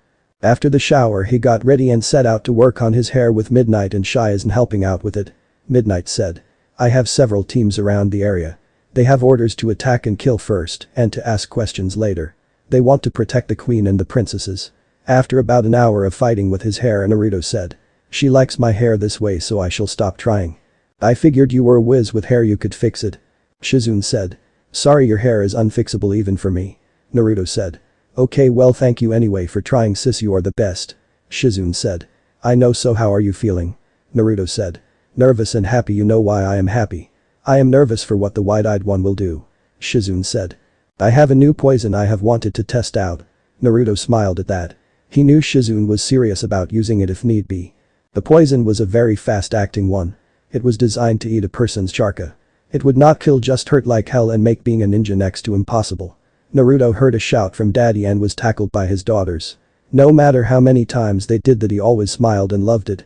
He knew when his daughters grew up they would stop doing it. So he was going to enjoy it as long as possible. Shizune smiled at this, it was just so cute. The girls looked so adorable in their dresses. Naruto said. Wow, mom sure knows how to pick out dresses.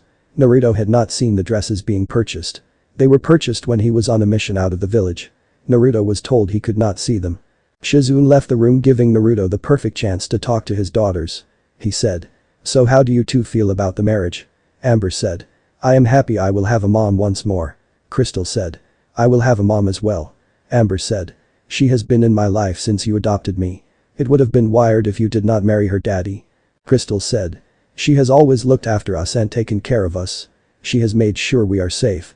She above all loves us. Amber said. We have another sister. I hope when we became ninjas we are on the same team. Crystal said. This is a different family, but it is a great family. Naruto said. I am glad to hear that from you too. Soon we will be a family. Naruto said. Things will change and we will have more children. Know this, please, you two will always be important to me. I love you both and will always be here for you. Even if I am not with you physically, I am with you in spirit. Both girls hugged him and said at the same time. Thank you, we love you, Daddy. Shizune came and said. Come on, it is time to get to the wedding. It is time for you to get to your place. On the way over, Naruto was holding his daughter's hands. He said. So how is Kurenai doing? Midnight said. She is nervous just like you and for the same reasons. Naruto nodded at this and knowing that his sister was not done waited. After a short few seconds she said. However, that is all overshadowed by her joy and happiness. She will not leave you at the altar, she loves you too much. Naruto said. I know, I am just not used to good stuff happening. Midnight said. I know, but it has all ended. Bad things will happen, but you will not lose Kurenai or your daughters. We will see to that. The group had made it to the place where the wedding was to be held. It was near the Hokage mountain. Tsunade was standing at the altar and smiling at Naruto. She was very proud of him. She had thought that after Hinata's words after the final battle of the Fourth Ninja War, he would never move on. However, he met Kurenai and found someone to love him unconditionally. She smiled at her two granddaughters. Both had difficult lives for one so young. They had it just as bad as their daddy. However, unlike their daddy, they both had someone that took them in and was willing to care for them. Tsunade did not know what the future held, but she hoped that her son did well in it. She knew that Kurenai would help him with that. Kurenai may have been older than Naruto, but it did not matter. Tsunade did not do the rite of battle. She did not think it was needed. That and she knew Kurenai would beat her. Kurenai had been training hard since she started to date Naruto. Once she got engaged, she trained even harder. She knew that Uzumaki clan members were strong. They had to be strong. The wives of the clan had to be strong. The Uzumaki clan was a battle clan. She was proud to be a part of that. Naruto was starting to get nervous, but he was also happy, so very happy. In a room, Kurenai was waiting for the wedding to start. Her bridesmaids were helping her get ready and to calm her nerves. Hana said. "You can do this." Kurenai said. "I know, I am just nervous. I have been looking forward to it, but I am still nervous." After a few minutes, the call was given for Kurenai to come. Taking Rose's hand, the two start to walk down the aisle. I know this is not how things are done in Japan. I do not know much about them, and the internet can't always be trusted. So I will do what I know, but will stick to Western wedding rituals and making up stuff as I go. Naruto heard the music playing and looked up to see Kurenai. She was beautiful, even more so than usual. She had a simple white dress. It was a full-length strapless dress. It had nothing fancy on it. It was just a plain white dress. It hugged Kurenai perfectly. It was as if the dress was made for her and for her alone. To Kurenai, it did not feel like she was wearing anything at all. It was wonderful. Naruto felt like fainting, but he did not. He stood tall and smiled. He smiled seeing Rose holding on to Kurenai. When the two go to the front, Rose placed her mommy's hand into her soon-to-be daddy's hand. Tsunade then started to speak. However, before she could say anything, a voice stopped the wedding. It was Anko, not just kidding, it was Hinata, and with her was a blonde-haired woman. The blonde was Shion, the priestess of Demon Country. She said. "I am sorry I am late. Thank you, Lady Hinata, for stopping the wedding. I wanted to be here." She sat down in a seat and said. "Please start, Lady Hokage." Hinata said. "You told me you wanted to stop it." Shion smirked and said. "I needed to get to the wedding. I did not want to miss my friend's wedding. I knew you would not help me if I said I wanted to support him." Hinata walked out. She knew many had weapons aimed at her. Shion said. "We can talk later, please go on, Lady Hokage." Hinata came back and said. "Kurenai needs to get approval from a member of the Uzumaki clan, and it has to be an adult or at least two others." Tsunade smirked and said. "Well, I was made a member by Kushina many years ago, and I gave my permission. The necklace Kurenai is wearing is proof of that. However, to make it more fun, Amber, Crystal, how do you feel about Kurenai marrying your daddy?" Amber smiled and said. "I want her to marry daddy." Crystal said. "I want her to marry daddy as well." Tsunade smiled and said. "Well, now that is settled, any other attempt?" Hinata took out some pictures and handed them to Kurenai. She said. "Naruto has been cheating on you." At this, Kurenai started to laugh hard. After she was able to claim it, she said. "Yeah, nice try, Naruto would never cheat on me. Now please leave, you are ruining a happy day for me. Besides, these are fake, the person's eyes are not even the right color. He has blue eyes, not brown." Hinata was about to do something, but she stopped. Many weapons were aimed at her. A few foxes were in an attack stance waiting for her to strike or try to. Hinata wisely backed down. Tsunade said. "Now that she has left, we have come together this day to join two people that are in love. Love has always been the most powerful force on earth." She took a pause and said. "I have been around a long time and have seen a lot of people. However, I have never seen a love that is as strong as the one Naruto and Kurenai have for each other." Tsunade then went on about how powerful love was. After she was done, she said. "Now is the part where the couple reads the vows to each other. However, since this is Naruto, I am sure he has not written anything down, since it comes best from his heart." Naruto of course blushed at this since his grandmother was right. Everyone was watching and waiting. Up above, Kushina was smiling and crying at the cute scene. She was also happy that she won the bet. Kurama was at the wedding as a human. He had a sword on him and he was very close to using it on Hinata. So very close. Naruto took Kurenai's hands in his. He looked her in the eyes and said. "Kurenai, I never thought I would get the chance to even date you. I never thought you would want to date me. I never even thought about the idea of dating you since I figured I was not even in your league." He took a pause to gather his thoughts before saying. "However, as we started to date, I saw that we had more in common than I thought. I got to know the woman inside of you and I fell in love with you. I am not good at expressing my emotions into words." He took a pause to stop the tears he could feel coming before saying. So I will just say this. I love you, Kurenai. I promise that I will always love you. I am not going to promise to not do something stupid since let's face it, I do stupid things all the time. Everyone laughed except Kurenai since she was close to tears herself formed the heartwarming speech. Naruto said. I love you and will always love you. Not a single dry eye was in the area. Kurama was also crying. Kushina up above was smiling and crying at the cute scene. Kami was a little freaked out. The demon lord was crying. Kurenai said. Naruto, I never thought that I would be standing here about to get married to you since, as you put it, we were in different leagues. She took a pause and said. However, like you, I got to know you and saw the real person inside of you. Kurenai was starting to lose it, so she said. With you I can be myself. I don't have to pretend to be someone I am not. I love you, Naruto, and can't wait to spend the rest of my life with you. Tsunade said after she had stopped crying from the beautiful words. Now, does anyone have a reason as to why Naruto and Kurenai should not be married? I would say that if anyone does, they have better not enjoy being alive. No one had the guts to speak up, even if a few did not like the idea. The two then together lit a candle symbolizing the love they had for each other. Tsunade asked. Naruto, do you take Kurenai to be your wife and to honor her and all the other stuff with it? Naruto said. I do. Tsunade said. Kurenai, do you take this knucklehead Naruto to be your husband and all the other stuff with it? Kurenai smiled and said. I do. Tsunade then said. By the power I have as the Hokage of the Hidden Leaf Village, I now pronounce you husband and wife. You may kiss your wife. Naruto gently removed the veil and kissed Kurenai with all the love he had for her. Tsunade then handed some paperwork that was signed and said. I now present to you all Naruto and Kurenai Uzumaki. She then said after the crowd stopped cheering. I would like to present their daughters Amber, Crystal and Rose Uzumaki. The girls hugged their parents. They were now family. The party was going on into the late hours. During the party, Shion came up and congratulated the couple. She then asked. Why was I not invited, my friend? Naruto said. The promise I made when I was even dumber than I was before. Naruto had told Kurenai what he had promised and she laughed at his cluelessness. It took her a good hour to get her to stop laughing. Shion said. I am sorry about that. I did not mean to make you uncomfortable. At the time I wanted you to do it. You could have taken me right then and there and I would have been happy. If it will make you feel better, I will release you from the promise. She took a pause before saying. I have not found anyone yet, so I have adopted. I found a little girl and using a ritual I was able to make her my daughter by blood, so she has my powers. Naruto and Kurenai were both thinking the same thing. Shion said. I can give you the ritual for your daughters. It is very painless and can be done in minutes. She handed them a scroll and said. I hope you two have a good honeymoon in spring. Should your family need a home, you are welcomed in Demon Country. Both hugged her for this. The girls really liked Shion. Shino brought with her daughter whose name was Lily. She was their age and she along with the girls and Tora went to play.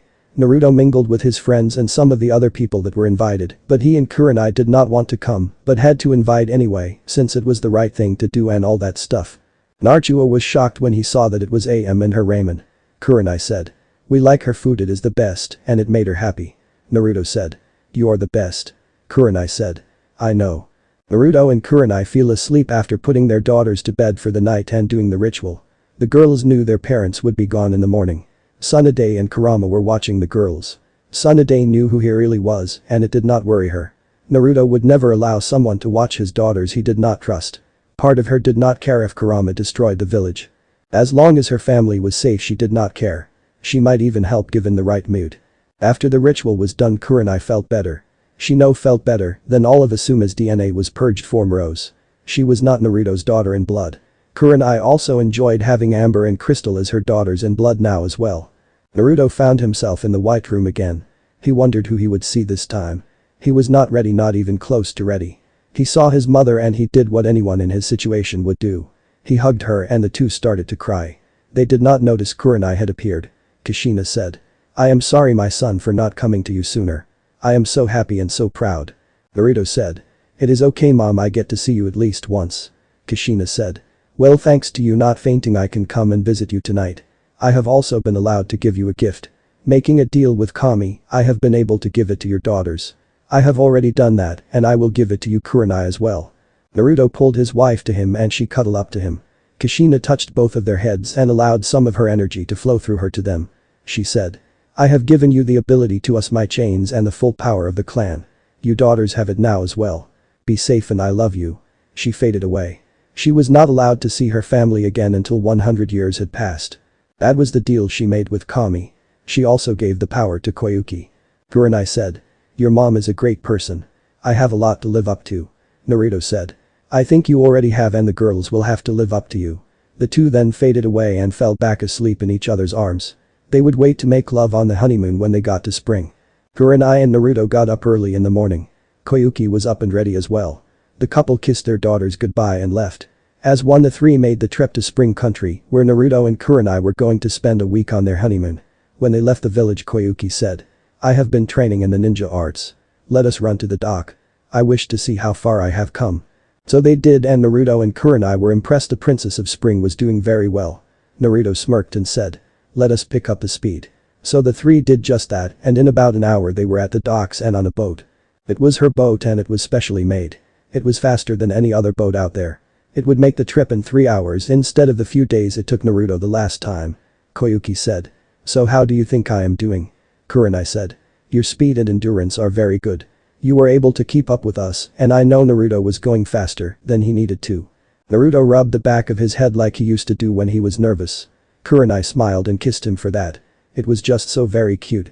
Koyuki smiled and said. Well, I am sorry guys, the people want to give you a warm welcome if you will. Naruto gave her a look that said. What do you mean? The answer was when they got to the dock they see lots of people and a huge sign that says, Congratulations Naruto and Kurenai. Once they see the couple the people start to cheer. Little kids run up to Naruto and ask for an autograph. He gave all the kids one and even starts to talk to them and play with them. Kurenai smiled at this. It was one of the many lovable things her husband does. Kurenai noticed that one little girl with black hair and green eyes really liked playing with him. She was the same age as their daughters. Kurenai missed them already. She wondered how they were doing. Back in the Leaf Village, Tsunade was in shock. You are going to do what? She shouted at the Fox Demon Lord. Kurama said. I am going to turn the girls immortally like their parents. It is Kami's orders. I need you to watch and make sure they are okay. Nothing should go wrong, but being inside Naruto I have gained his paranoia with precious people. Kurama told the girls what he was going to do and they agreed to do it. He told them of all that would happen. They agreed to do it. Tsunade said. Okay, why not? Only Naruto would have this happen. Kurama smiled and started to chant. He gathered demon energy into his tails and touched each girl with the tip of one of his tails. He touched them on the foreheads. He then sat down after holding the tails for about 4 hours. Tsunade did a scan on all the girls and everything came up as perfect. She could tell they were undergoing a transformation of some sort. Kurama said as the leaf shadow was healing him. They will wake up in about 3 days. They will be hungry. So have food ready. I warn you, it will be scary. Think Naruto when he was younger ×3. Back in spring Naruto was playing with the kids. As Koyuki had predicted, the people did question Kurenai. They were not mean to her, they just wanted to make sure their hero was safe and happy. The little old lady started giving Kurenai advice that was helpful and embarrassing.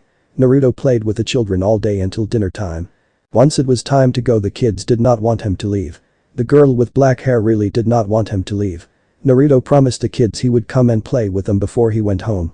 This got the children to let him go. A nice meal was made for the three at the castle. After that, the newlywed couple went to the room that was given to them. The couple went to take a separate shower. Kurenai gets done first and gets ready. Tonight she will make love to Naruto and she could not wait. Naruto was nervous because he knew tonight was the night he would make love to his wife. He smiled at the word wife. He never thought he would get married or find someone that loved him as he loved her. He gets into the room and Kurenai removes her bathrobe to show off her dark blue bra and panties. Naruto was just in his boxers. Kurenai removes her husband's boxers and then removes her underwear until she is naked. She then gets on the bed and spreads her legs apart and makes the come hither gesture towards Naruto. She then says in a very seductive voice. Come and get me. So Naruto does just that. He starts to slowly make love to her until she begs him to go faster. After 4 hours of lovemaking and both coming multiple times, Naruto focused Charka into his teeth and marks Kurenai as his mate. Both passed out afterwards in each other's arms. They used protection since they did not want more children yet. Little did they know they would have another sooner than they thought. Up above, Kurama was cleaning out his ears. Kami said. I want you to turn another in a few days please. Kurama said. I did wonder what you were doing with this, now I see it. Kushina said. It was not that hard to figure out. She is making an army with my son and daughter-in-laws as the leaders. My granddaughters will be the troops. So maybe it is not an army but a strike force. Kurama said. This was not my plan. Kami said. I know, to be honest, I did not want to do it either. I did not want to turn him and his family into my army or strike force. It was the only way to get the council to leave me alone and not fight the plan. Kurama said. I hope this does not backfire. Now I need to go make sure the girls are okay. He disappeared and stayed by the girls' sides. Kushina said. I will be giving my other granddaughter my power as well. If you want her in your army or strike force, she will need it. Kushina set out and did just that. Kami said to herself. I sure hope I did not mess up. The next morning Naruto woke up and saw his wife. She had 2 tails and fox ears that were black like her hair. She also had some whiskers. Naruto had let his tails out. He had 4 at this point. Naruto had all 4 of his tails wrapped around his wife. He gently kissed her on the neck and that caused her to wake up. She was a little sore but otherwise very happy. She pulled Naruto down for a kiss. She then got up and looked in a mirror and was shocked by what she saw. Naruto pulled her into a hug and whispered into her ear. You did it once more. You became even more beautiful than I ever thought you could. This caused Kurinai to smile. She did not know how Naruto would react to seeing her like this. She did notice one other thing. Her watermelon were bigger. She pointed it out to Naruto. Naruto said. I did notice that. I am not sure why they grew bigger, but I will not complain, not even a little bit. He squeezed to them to let her know how much he enjoyed her watermelon. He then kissed her once more. Kurinai said. Will let us go before we start to make love again. The couple then got dressed and ready to face the day. They put up an illusion to hide the fox features. Kurinai had a slight limp but was otherwise very happy. They went to greet their hostess who served them breakfast, and it was then that Kurinai got a sense from Koyuki. It took her a minute, but then she got it. Koyuki was the second mate that she was told about. She should feel jealousy, she should feel rage, yet all she felt was peace. It made sense, it made perfect sense. Koyuki showed her friends around the local village and some of the sights. 5 days later Naruto went to play with the kids like he promised. Kurinai noticed the little girl was there and was very happy to see Naruto.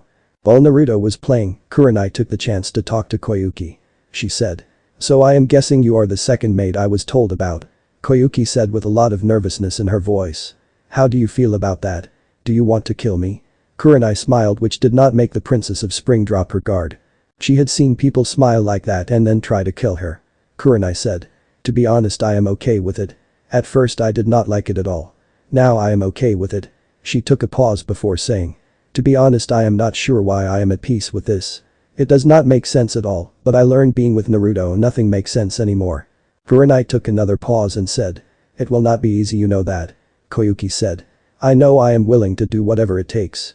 Even give up my country. Kurinai said. That will not be needed, I have a feeling we will be coming here. It all depends on if Naruto is made Hokage.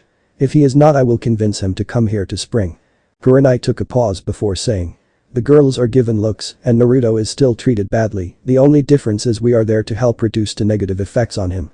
When it was just aimed at him, he ignored it. Now that it is aimed at the ones he loves, he can't and won't ignore it anymore. If someone does harm us, I fear for them. I don't fear for the village anymore. They have made their bed. Koyuki said. I am just nervous that he won't accept me or love me like he does you. Kurinai smiled. Actually, she smirked a foxy smirk and said. He does have feelings for you. The picture of you kissing him when he was asleep, he still has it. This shocked Koyuki and shocked her very much. Kurinai said. He offered to get rid of it when we got engaged. He told me it was precious to him since you were the first female to give him any affection at all. Actually, the first person to give him affection that was without strings attached. Even if it was just a friendly kiss, it still meant a lot to him. He does like you and respects you. He may even love you like me. Kurinai took a pause and said. I told him to keep the picture since it meant a lot to him. Plus the girls think it is funny that they anti-kissed their daddy. Koyuki said. I never knew I meant that much to him. I'm glad I did not do the mission I was planning on doing. Kurinai gave a look that Koyuki knew meant what mission. So Koyuki said.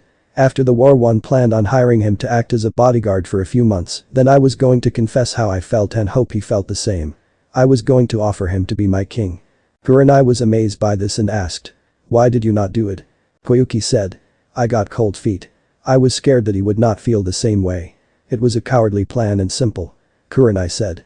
Well, I will aid you, but when the time comes you got to confess yourself. In the Uzumaki clan, we the wives need to be strong, not just with chakra and strength, but in mental strength as well. We can't be afraid of emotions. The Uzumaki clan is a battle clan and simple. Koyuki said. Then I will not be afraid anymore. When the time is right, I will tell him the truth. Kurinai said. He will have a hard time with it. The idea of him having more than one wife is something that he will not like, so he will fight it. I will be there to get him not to fight it. The women had no more time to talk. The warrior came up to them and said. Princess, I need you to leave, you are in danger. 500 bandits are at the village. Lord Naruto is fighting them. A woman was hit and several children are hurt. Kurenai and Koyuki both charged towards the bandits. Kurenai saw a guy behind her husband. She used her claws that she also got and slashed him in half. Koyuki used her sword and cut 3 people down. Naruto and Kurenai both drew swords. Kurenai had a sword with a black hilt and a silver blade. On the blade was a picture of a rose, a piece of amber and a crystal. Naruto had them added to his sword as well. Both felt that a reminder of why they fight was needed. Koyuki just had a standard blade. She was in battle for the first time, but she was doing well. Kurenai said. It is not the honeymoon I imagined, but this is a lot of fun. Naruto said. I agree, there must be something wrong with us. Kurenai said as she ducked under a sword strike and using her sword, she beheaded the guy. It might be the fox's side coming into play. Ice did tell me that my instincts would go up, so I guess my fighting instinct has gone up. Naruto, as he stabbed 2 guys in the heart and beheaded a third, said. Yeah, that makes sense. L felt that way after the transformation. Koyuki was doing better than expected. She had killed 15 men, and it was not easy for her. After all the guys were killed, which took only half an hour, Naruto and Kurenai noticed the black-haired little girl crying over the body of a woman. Naruto gets to her and she latched onto Naruto. The woman looks up and says with so little strength in her voice. Please take care of Jade. The woman then closes her eyes and she is dead. Naruto says. I will, I promise. Koyuki orders her troops to get the bodies away. The woman is buried with family members in the family graveyard. Koyuki had heard what was asked of Naruto. She says. If you wish to adopt her, I will get it all set up. Jade held onto Naruto tightly and did not let go. She said. Please don't let me be alone. Naruto looked at Kurenai and the look in her eyes answered the question. Naruto said very gently. Jade, do you want to live with me and my wife? We will be your parents. Jade says. Yes please daddy. Naruto gentle picks her up and Kurenai and him do the blood ritual and she becomes their daughter. At night the group of 4 was in the Koyuki room. Naruto and Kurenai know she is not doing well. At Kurenai's urging, Naruto pulls Koyuki into a hug and this caused the princess to break down crying. Koyuki asked. Please, I need to be held tonight, please hold me.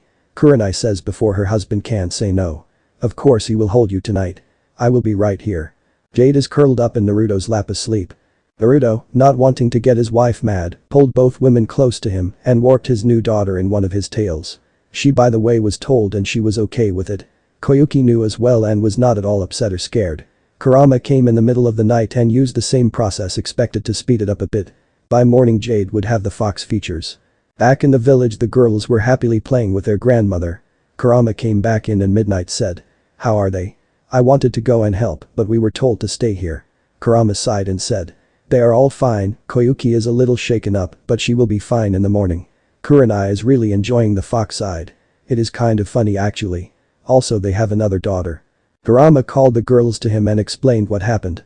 Amber said. Well then we just need to be there for her. Crystal said. That is what sisters do for each other. Rose said. We are now sisters. Tacit said. Well I will get the paperwork on this end ready. Cloud came in with the paperwork. The next morning in spring Koyuki woke up and felt great warmth in her heart. She hoped that until she married Naruto, she would be able to feel this warmth. The group got ready for the day and had some food. Afterwards Naruto, Kurenai and Jade left for home. Koyuki gave Jade a doll and gave her offer once more about having a home. A small white fox appeared and went up to Koyuki. She was called Snow. Naruto said. I am guessing you feel a bond, Snow. It sounded like a question, but it was not a question. Naruto smiled and said. Well then Snow, take care of my friend please. Snow said. Of course brother. After the quick boat ride the trio made for the Leaf Village. Jade was holding on to her mommy. She had fallen asleep with her arms around her mommy's neck. Kurama appeared in front of them. Naruto said. So how were the girls and do they know? Kurama said. They were great and yes they know they are waiting to meet their new sister. Kurenai said. What did you do? Kurama said. On Kami's orders I turned them all immortal like you two, even Jade. Naruto said. Kami is creating an army with us, isn't she? Kurama sighed and said. Yes she is, for what reason I honestly do not know. My original plan was to set up a meeting with Kurenai. I also asked to be able to turn Rose when the time came and to allow Kurenai to have kids. After that Kami took over. It is more like a strike force. He took a pause before saying. I have my thoughts as to why she did it but only she can say it, so you will have to ask her. For now I must be off. She did say it was the only way. Naruto and Kurenai were unsure of how to act but they had bigger fish to fry. Naruto pulled out the fox scroll and Kurenai signed it.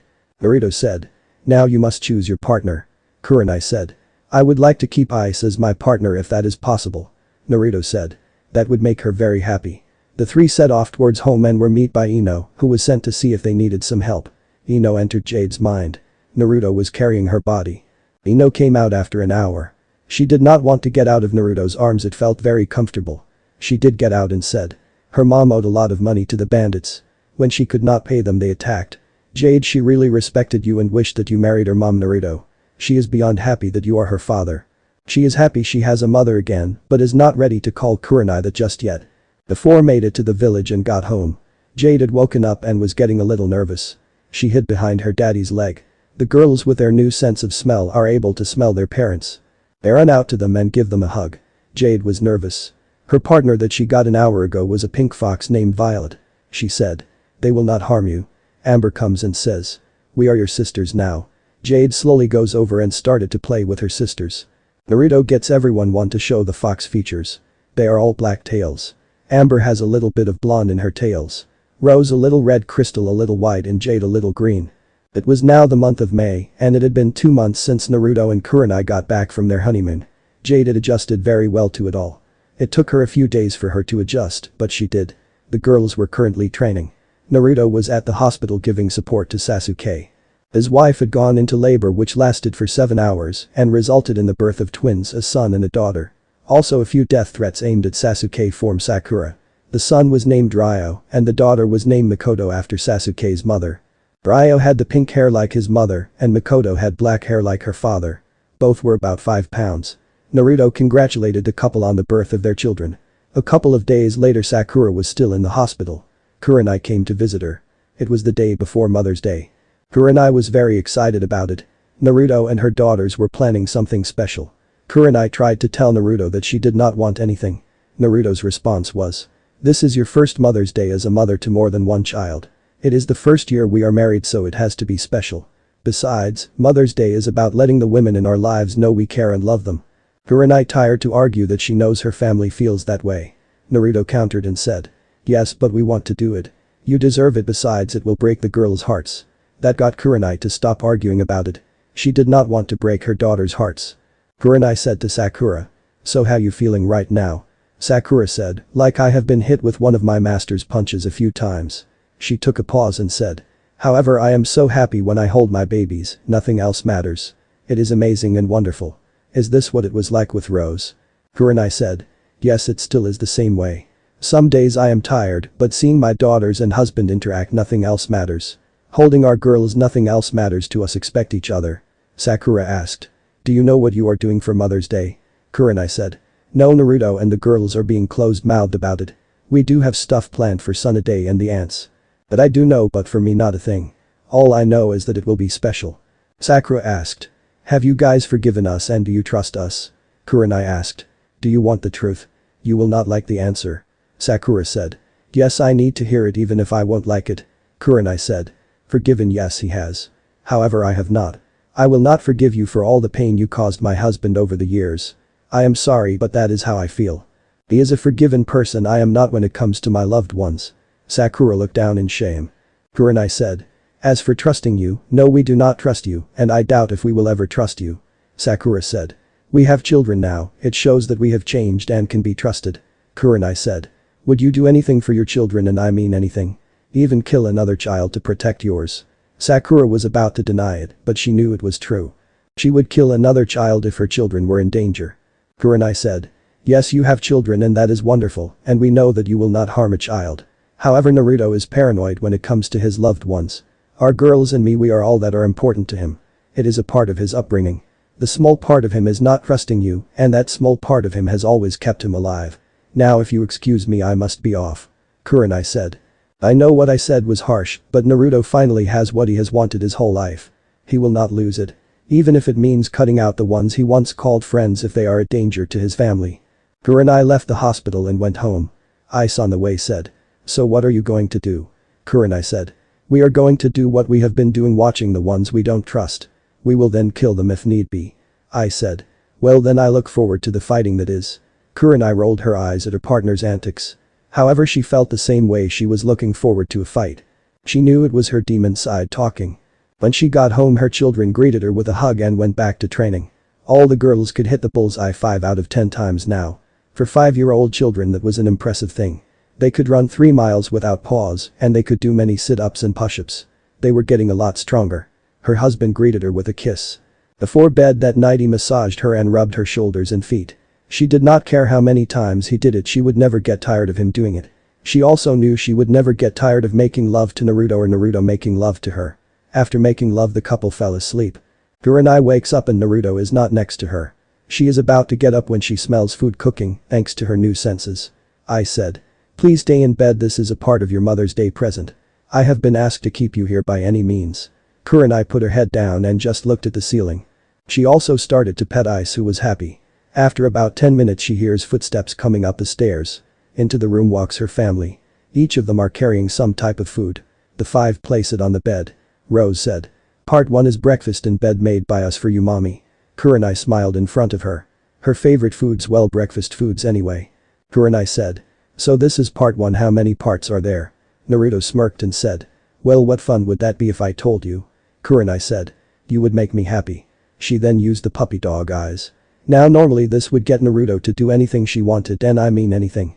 He wore a pink dress once when she used these eyes on him. She still could not believe that worked. Naruto said. I am sorry, but that will not work this time. Kurenai pouted but started to eat her food. After she had eaten, Kurenai got dressed for the day. She had put on some cloths before her daughters came into the room, but it was a nightdress. She wanted to cover herself since she was naked when she woke up. The girls already gave Tsunade their gift. It was some flowers and a gift card to the spa. The family went to visit the aunts and give them the gifts. All of the aunts got flowers and gift cards as well. AM was given a few days off. Naruto agreed to watch the stand so she could take a vacation that was paid for by the family. It was Kurenai's ideal. Anko was given food for her snakes. She had a snake with her husband at all times with orders to get him out should it be needed. Iruka was a little freaked out by it at first. However, he knew his wife worried about him and it made her feel better. She also got flowers and a gift card for her favorite dango place. Hana got food for her partners and gift cards to the spa for her and her partners. Kat got a cleaning kit for her sword as well as the spa gift card. When they got to Ino, the girls covered their ears. With the fox ears they were even more sensitive to loud noise. Ino nearly broke their eardrums the first time after they were turned. Ino got a gift card to the spa and a gift card to her favorite restaurant. Plus the battle staff she had been eyeing. She tried to refuse, but Kurenai said. Take it and use it well. You have been a great auntie. Termai was sent stuff as well, a card to her favorite spa in Suna. Koyuki and Spring also got stuff for Naruto and his family. She got pictures of the girls, all of them asleep, holding the dolls she gave them. The family did not know what to get her since she was a princess and had everything, or at least had access to everything. Snow said. Soon my queen, very soon, before spring of next year you will be our queen. Before going home they went to Kushina's grave. All of the family members put flowers on her grave. Naruto tried his best not to cry. Kurenai whispered to him. It is okay to cry, Naruto, we love you. So he did cry for a short time. He also thanked his mom for giving him the family he now had. They left for home after a few hours. Once the family got home the girls all ran to their rooms. They each had their own rooms now. Each came out with a little gift. Naruto also went to get a gift. He had Kurenai sitting on the sofa. She said. Ice, what do they have? Ice smirked and said. Sorry, but I can't break the princess's hearts, that I will not do. A few minutes later they came out. Amber handed her gift first. Opening it up, it was a bracelet. The same one made for Naruto. It was woven like Naruto's was. Amber said. Now you will be safe on your missions, mommy. Rose gave her a picture she drew. It had all of the family's fox partners. Crystal gave a picture of Naruto and Kurenai on their wedding day. She drew it. Jade gave Kurenai a picture of all 4 girls that she had drawn. All 4 girls were good artists. Naruto gave her a necklace with a leaf. The leaf was a dark green color, it was made out of emeralds. Naruto said. I saw it and thought it would be perfect for you. Kurenai smiled and kissed him for that. She then hugged her daughters and held them. That to her was what Mother's Day was about. Later that night as Naruto was holding her she said to him. You know, on Father's Day it is my turn. Naruto smiled and said. As long as I get to spend it with my family I don't care what you do. It had been a month or so since Mother's Day. It was the day before Father's Day and Naruto was out on a mission. Kurenai and the girls were getting ready to surprise Naruto. The girls all knew their daddy had a hard life and no family growing up. So they all wanted to make his first Father's Day as a family special. All 4 of the girls knew their daddy was hated by the villagers. Many of the villagers gave them dirty looks. A few even said they should run away from Naruto since he would kill them. Nothing could be done about it. Tsunade could not do a thing no matter how hard she had tried. The girls loved Naruto and knew he would never hurt them. They wanted to make sure he knew they loved him and cared about him. Kurinai wanted to let her husband know how much he meant to her. The family was out getting the surprise ready for Naruto. They were stopped by a random civilian. This civilian was saved by Asuma a few times. So he felt that it was his duty to help Rose. He was furious when Kurinai married Naruto and allowed him to adopt Rose. He was not the only one. The civilian's name was John. Yes, I know, John said. Why are you wasting time getting gifts for the demon when you should be honoring the man that died to keep you and your daughter safe? He went on to say. Lord Asuma is this girl's father and a true hero. You're dishonoring him. Rose said. No, we are not. Naruto is my daddy and he has always been there for me. That person is not my daddy and I will never call him such. The man moved to attack, but he was knocked down by Sasuke. Sasuke happened to be nearby and he headed what was said. He was not going to let his niece get hurt. Kurenai told John, who had woken up. If you or anyone else tells our daughter any or our daughters who she should view as a father, I will make sure they suffer. Naruto is 1,000 times better as a father on his worst days than Asuma was on his best days. Sasuke bowed and took the guy to Anko. Anko was very happy when she heard what happened. When things like this happened, she had standard orders to have fun and let loose. Tsunade was really unsure what made her say that. She must have been drunk at the time. Kurenai took the girls home. They had finished their shopping. Naruto got home a few hours later and Rose tackled him. She kept muttering, I love you, daddy. The others hugged him but let go. Rose had not. Kurenai mouthed. I will tell you later. So Naruto got down and hugged Rose before saying, I love you to my little flower. After dinner and the girls being put to bed, Naruto asked Kurenai what had happened. Getting Rose to let go was hard. Kurenai told him what had occurred. The old Naruto would have been killed. The new Naruto would ask Anko for details of what happened. In the past, Anko would give him more details than necessary. Anko was still torturing the guy trying to get information out of him. So Midnight gave her a message. Once done, Anko gave John a very creepy smile. She said. Well, John, the little girl you attacked was my niece. I just found out that it caused her to cry. I don't like seeing my family cry. John was never the same again. He started to spill his guts about everything, even what he did to his little sister when he was 3, mostly hair and blue dye. Naruto said to Kurenai as he was holding her. I am not sure we can keep on living in this village. I really think we should leave. I want to stay loyal, but I can't anymore. Kurenai said. For now, let us wait and see what happens. At the end of the year, your grandmother will announce who will replace her. After the decision, we should decide whether we stay or go. Naruto kissed her lightly and said. Okay, but if any attacks come near the girls, we should leave. I will not have our daughters going through that. Kurenai agreed with that. The next morning, Naruto woke up and he could smell food cooking. Midnight was next to him. She said. You must stay here. I will keep you here by force if I must. Naruto got dressed and started to pet his sister. After about 30 minutes, he heard footsteps and it was a repeat of what happened with Kurenai. All of his favorite breakfast foods were given to him. The rest of the day was uneventful. He got various pictures from his daughters, all drawn by them. From Kurenai, he got a necklace with a fox on it. Naruto was so happy. It was simple, but the best Father's Day he could hope for. Later that night, he went to the grave of his father. Naruto spoke to his father. Look, Dad, I don't hate you, but I don't respect you or like you either. I am not mad that you put Kurama into me. I am not mad about that. I know you had no choice. He took a pause and said. I am mad that you figured the village would do the right thing so much so that you took no precautions at all. Goodbye, Dad. I do not think I will come and visit you again.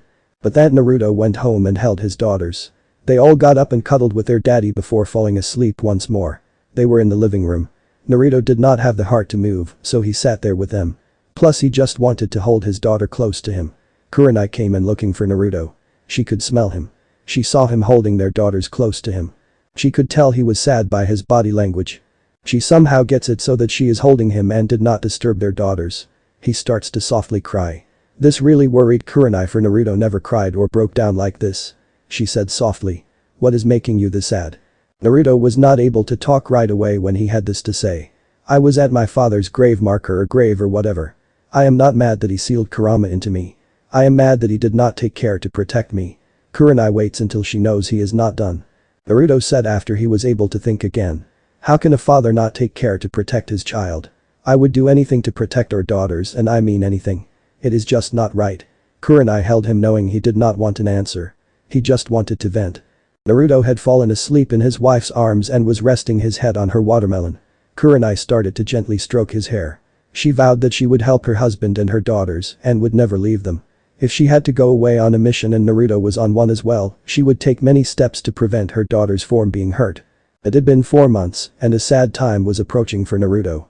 It was a time he should be thrilled about. Many on that day were happy and cheerful, but he was not. It was his birthday on the 10th of October. On his birthday he was called names and beaten and forced to deal with many other horrible things. He had hoped after the war that it would have gotten better and it would have ended, but that was not the case. In some ways it only got worse. Many people started to fear him once word got out about how much power he had. Many feared he would turn on the village given how badly it treated him. So in the wisdom of the village they figured that best course of action to prevent that would be to up the horrible treatment instead of making amends and treating him better. The day on his birthday a festival was being held. Naruto was out of the village. He would be returning later in the afternoon. He was sent on a mission and he wanted to get it done so he could get home. Not so he could enjoy the festival, no, he wanted to protect his family. He knew some idiots would try and harm his family. He told Tsunade that he would actually do something this time. Tsunade only responded that he should save some for Anko. She was not going to go to the festival either. None of the aunties were going to go either. To them it was horrible what their brother had to suffer. Kat felt the worst since she guarded him when he was younger. She was taken off duty after one time she killed 12 people who nearly killed Naruto. She felt she should have done more. Naruto had forgiven her time and time again. In the house Kurinai and the girls were putting together the final touches for the small party. Kurinai knew Naruto did not like parties or events held for him. She knew he hated this day, but she was going to change that. She was going to show him that his birthday could be a happy time. She wanted it so that in the next 100 years Naruto forgot all about the bad stuff and only focused on the good stuff. I said. Kurama would like to come to the party. So Kurinai summoned him and put him to work. Only Tsunade the girls. Kurinai and Naruto knew who he really was. Tsunade was laughing very hard at that. She had more respect and fear for Kurinai now. The nine-tailed fox did what Kurinai ordered him to do without even questioning it. Tsunade asked Kurinai a question she had been dreading but had to ask. Are you guys planning on taking the family out of the village? Kurinai put on her poker face, or the face that meant she was hiding something, but you would never figure it out. She then asked. Are you asking about the Hokage or the mother/grandmother? Tsunade said. As Hokage I do not want to lose 2 of my strongest. I also do not want to lose 4 very strong ones either. She took a pause and said. As a grandmother I do not want to see my granddaughters or my son hurt anymore. So to answer your question, I am asking as the grandmother. I could care less about the village. To be honest, it could go either way. As of right now we will not leave. Kurinai said to her leader. She took a pause before she said. However, if anyone makes a move on the girls we are gone at the end of story. Kurama, listening in on the conversation, spoke his mind. The other 8 demons respect Naruto and consider him one of us. They have all said they will fight and help destroy the village. How much damage did you incur when it was just me? This time there will be 9 of us. Tsunade paled at that statement. Would you actually destroy the village? The nine-tailed fox lord looked at the fire shadow directly in the eyes. If given a reason to, yes. I have no desire to harm anyone in the village at this time. If they hurt my friends, then I will see to it that this village burns to the ground, plain and simple. I am not saying we are leaving, but Naruto can't do it anymore. Thanks to the 30 he has been conditioned to just deal with the abuse. Now he can't do it when it is aimed at our daughters or me. Kurinai said. I like the village and it is my home. My family is more important to me than anything. We have taught our girls that family is number 1, loved ones are also number 1. Everyone and everything else is after. Kurinai said. Naruto got home and was shocked to see the party. He got some good gifts, but the best was his daughters who made a picture for him. They had all somehow made a picture of the family, including the foxes, the aunts, the few uncles, Tsunade and Kushina. Kurinai gave him a gift card to his favorite ramen place. She also gave him some books he had been wanting. Many may say these were bad gifts, but Naruto loved them. They came from his family and loved ones. At night as he held his family once more he smiled, he was so happy. Thank you. He whispered to his wife and then kissed her. Kurinai smiled back and kissed him, letting him know she understood his happiness. It was Christmas Eve and it was going to be the first for the family. Everyone was looking forward to it. Naruto was the one that looked most forward to Christmas Eve and Christmas. He never had a good one growing up. He did not want to think much about it. Since marrying Kurenai things have changed, so he did not want to think too much about the bad stuff that happened in the past. Naruto had been gone for 3 weeks. He kept on going on mission after mission. Kurenai was doing the same, but she had not done as much as her husband. Both were getting as much money as they could. A few times the parents had to leave their daughters without either parent being around. That was hard to do, however Kurama stepped in and watched the girls. Tsunade also helped out. She really enjoyed spending time with her granddaughters. The couple worried about Hinata and her allies. It really worried them more since she had been quiet since the wedding. Not a single move was made by her. Hinata wanted Naruto and Kurenai to drop their guard. They would never drop it when she was involved. Kurani had just gotten back 2 days ago. The girls and Kurenai were all anxiously waiting for Naruto to come home. The girls kept asking if he was going to make it. He will make it. Nothing will allow him to miss this day. Kurenai answered with a smile. Sure enough, Naruto got home an hour later. He had a few presents. He looked tired but that did not stop him from playing with his daughters. Each of the girls opened a present before bed. It was a teddy bear. That night they all fell asleep with the teddy bear in their arms. That night Naruto and Kurenai put the presents under the tree. Naruto took a shower and went to bed. He was too exhausted to do anything else. He is pushing himself too much. Kurenai said to her partner. I know my queen, but he wants to be sure the family is safe and can leave if we need to. I said to her queen. Ice was worried about her friend and brother as well. He was pushing himself a lot. A part of him still wants to be Hokage, but that part is very small. Kurenai said sadly since it hurt her to see her husband in this state. She went to bed and he pulled her close to him in his sleep. She rested her head on his chest above his heart and fell asleep. The next morning they were woken up by 4 very happy little girls. The girls loved their gifts. They all got various doll toys that went with their Princess Gale dolls. After opening up the presents, Naruto came out with a scroll. He unsealed it and 4 boxes popped out. Each one had a sword in it. The girls were shocked by them. It was the swords they had all been eyeing. All the swords were the same length as their parents, the blades were the same. The hilts were different. Amber's was black with yellow stars on it. Rose was black with red roses on it. Crystal's was black with silver crystals on it. Jade's was black with green trees on it. They were all pictures. Now you will not get these until you are ready, which will be when you are 12 or 13. For now you will train in how to use your swords. When you are ready to use them they will be given to you. For now use these training blades. Naruto said as he was hugged by his daughters. Kurenai got the same treatment. It was the middle of January and the time had come that many in the Leaf Village were waiting for. Tsunade was stepping down as the Hokage and she was going to announce who was going to take her place. According to rumors 2 people were up for the job. Naruto and Sasuke were the 2. These rumors were sort of true. To Tsunade only one person deserved the job and that was Naruto. She only told the village that Sasuke was up for nomination to shut many people up. If she had her way Sasuke would never be Hokage. Actually if she had her way Sasuke would have been put to death after the war. Tsunade had not been doing well the last few weeks. Health-wise she was fine. It was her mood that was not doing well. She was not happy, not even in the slightest. She made ready to address the people. There is nothing that can be done. Cloud said. It hurt her to say that but it was the case. She had helped to try and fix it.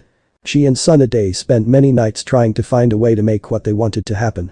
There should be something I can do. It is not right at all. Tsunade said back to her partner. She was close to tears. It was the first time in quite a while that it happened. Cloud cuddled up to her friend. Tsunade was crying and crying hard. She could no longer hold the tears in. She was about to hurt someone she really cared about and that was not good for her. Someone who had already been hurt enough. She gets up and Cloud jumps on her shoulder. Tsunade used a justu to make her voice louder. People of the Leaf, I am getting to try to do this job. So I am retiring and giving the hat to the one person that deserves it, the person that has fought and bleed for the village since the day he was born. She took a pause before. I would like to say that but it can't since the one getting the job does not deserve it, he does not deserve it at all. She had to take a pause to control the rage she felt and to stop the tears. The Fire Lord has ordered that this person be giving the job and the one that should be given the job may not have it now or ever. She said with much bitterness and venom in her voice. She took a brief pause. So Sasuke is the 6th Hokage. Get up here so I can give you the hat and then go home and wonder what the heck is wrong with many of you. At this point I wished I had not given up drinking. Without much care Tsunade put the hat on Sasuke's head and left to go home. With Naruto he was sad, actually he was hurt beyond anything. He did not care if he got the job, however to hear that the Fire Lord ordered that Sasuke be given the job and not him was heartbreaking. His daughters all hugged him as he went home. They did not fully understand but they could sense their daddy was hurt. Kurinai knew her husband was hurting. True, his dream of being Hokage was not his real dream. He would have liked it but it was not his real dream. He used that to cover his real dream and prevent his real dream from being destroyed. It just made her mad. After all that he did for the village and Fire Country he was cast aside like he was nothing. The girls went to bed after hugging and kissing their father and letting him know he was loved. Tsunade was called back into the office. "You did not tell me what needs to be done," Sasuke said to her. "So when I got the job no one told me what to do. You can figure it out, you are a smart person. I am going back home. I am retired. I am no longer a ninja of the leaf. You can't order me around anymore." Sasuke was shocked. Tsunade was not always happy to see him, but she was never this openly hostile to him before. "I understand you're mad about Naruto, but I need help to run the village. I need you to help me with that." Tsunade was not amused by this at all. "Look here Runt, the only reason you got that hat was because Hinata got a lot of people to threaten the Fire Lord that if Naruto was made Hokage, they would leave the village and the country. The only reason I am not pounding you is since Naruto's real dream came true almost a year ago when he married Kurinai and adopted Rose, and she adopted Amber and Crystal." Tsunade left the office and went to a training ground and started to destroy it. It took over 6 months to repair it once she was done. The council tired to get her to pay for it. It took over 10 months for them to heal. Once she left an avenue with a cat mask jumped down. "I do not like you, but I have sworn to protect the Hokage so I shall," she said to him. Sasuke was not doing well. "All I do is hurt my friend, I don't deserve this hat." The cat face one did not dispute it. If it was Naruto that had said it she would have told him otherwise and then have Kurenai slap him to get him to see the truth. But Sasuke she did not try to help him since she agreed with him he did not deserve it. "You are correct, you are a traitor, and it angers me greatly that a traitor got it when the one that deserved it did not. He would want me to protect you so I will do it to honor Naruto. That is the only reason I have not quite been a ninja. You are a disgrace to that hat and all ninjas that have come before you." With that she disappeared and went to work. Sakura came in with their children. She had mixed emotions about all that had happened. On the one hand being the wife of the Hokage and the first lady of the Leaf Village was awesome. She was happy for Sasuke, but she was sad for her best friend. Naruto did deserve it and he had worked for it his whole life. She hugged Sasuke and he took his children in his arms and he softly cried for the first time since killing his brother. Sasuke then set out to have messages delivered to the other villages, telling of the leadership change. Many were mad once word got to them a few days later. Gaara had to leave for a couple of days. He created powerful sandstorms and only his wife was able to get him to calm down. Termai and many of the sand ninjas were also mad. And the rest of Cloud Village were mad. Pillar B well he destroyed some boulders. Yugsho and Tora helped him. Iwa did not care too much. Some maid in the village made plans to attack the leaf. Mei was furious she lost all respect for the leaf. Koyuki was the most furious about it. Many in Spring would describe the princess as a claim-leveled head person. She did not get really angry often, but when she did it was to be avoided at all cost. So the guards were staying away from her. One guy's arm was broken when he tried to help the princess relax. He did not know she knew the judo throw and was able to perform it very well. "My queen, you must relax, it will only mean he will be here sooner," Snow said. This calmed Koyuki down a little bit. Back in the village Naruto was holding Kurenai. Kurenai gets up and holds Naruto close to her. "It is okay to cry," she says to him. Naruto smiles and said, "I have no need to cry. It hurts. I will not deny that, but I will not cry and let the bitch win." He took a pause. "When you married me and I adopted Rose and you adopted Amber and Crystal, my real dream came true. To me it shows that the people of the Leaf will never see me as equal to them. I think it is time we start getting ready to leave," Kurenai said. "Okay, I think we should go to Spring. It will be good for the girls and us." So after that the couple got up and started working to pack away their stuff. They did it every day for the next few weeks. Warning. Sad stuff, no one will die, but it will be hard. It had been a month since Sasuke was named Hokage.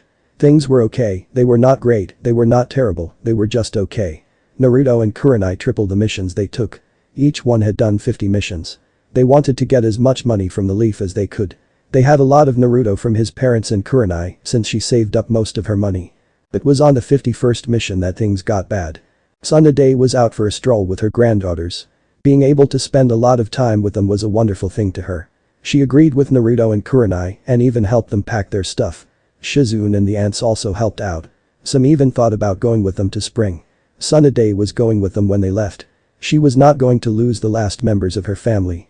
The girls agreed as well and packed their stuff. They had no friends except each other. This was not for a lack of trying. So leaving the village would not trouble them at all. Going to be near Auntie Gale was fun for them. It was on this day that the 5 were walking when they were attacked. Hinata and about 500 others surrounded them. Tsunade did not see any of the other 12 in the group, so that made her feel better. Since Hinata is an idiot and can't be talked out of it, she will die. Everyone else, I advised you to back down," she said with much menace in her voice. Everyone in the crowd shouted things like, "Kill the demon children and death to demons." The foxes grabbed the girls and teleported away. Hinata smirked at that. The cloud smirked. "Did you think the 30 hiding at the house would have not been noticed? They are all dead, by the way. It was no fun. Next time picks ones that are better at hiding and fighting. Seriously, the girls are better fighters right now, and they are all 6. That took away Hinata's smirk. "No matter, all we have to do is get by Tsunade and then kill the girls. We outnumber you demons," she said. On the missions, Naruto and Kurenai got the warning from the foxes. They quickly killed their targets and using the flying thunder god got home. They appeared next to Tsunade and seeing what had happened got mad. Not wanting to be labeled monsters, they quickly knocked out all of the people, even Hinata. No one was killed. How the two were able to not kill with their rage so high was a miracle. All of the attackers were dragged to Anko. Hinata was dragged by her hair. It did not look pleasant. The 3 rushed home. Naruto and Kurenai were embraced by their daughters. Each created shadow clones and set to packing and sealing everything including the house. Once it was all sealed, Kurenai and Naruto worked together to create an illusion that the house was still there. To them the final straw had been set and the camel's back was broken. Koyuki says to come over, send the girls and Kurenai there now. So with a kiss goodbye and hugs from his family, Kurenai, the girls and Tsunade all left the Leaf Village. With several flashes they were gone. Naruto stayed behind to act as a buffer. 3 days later in Sasuke's office, Yugao was given a job. "No," was her answer. The Fire Lord that had given her the job was furious. No one had told him no ever.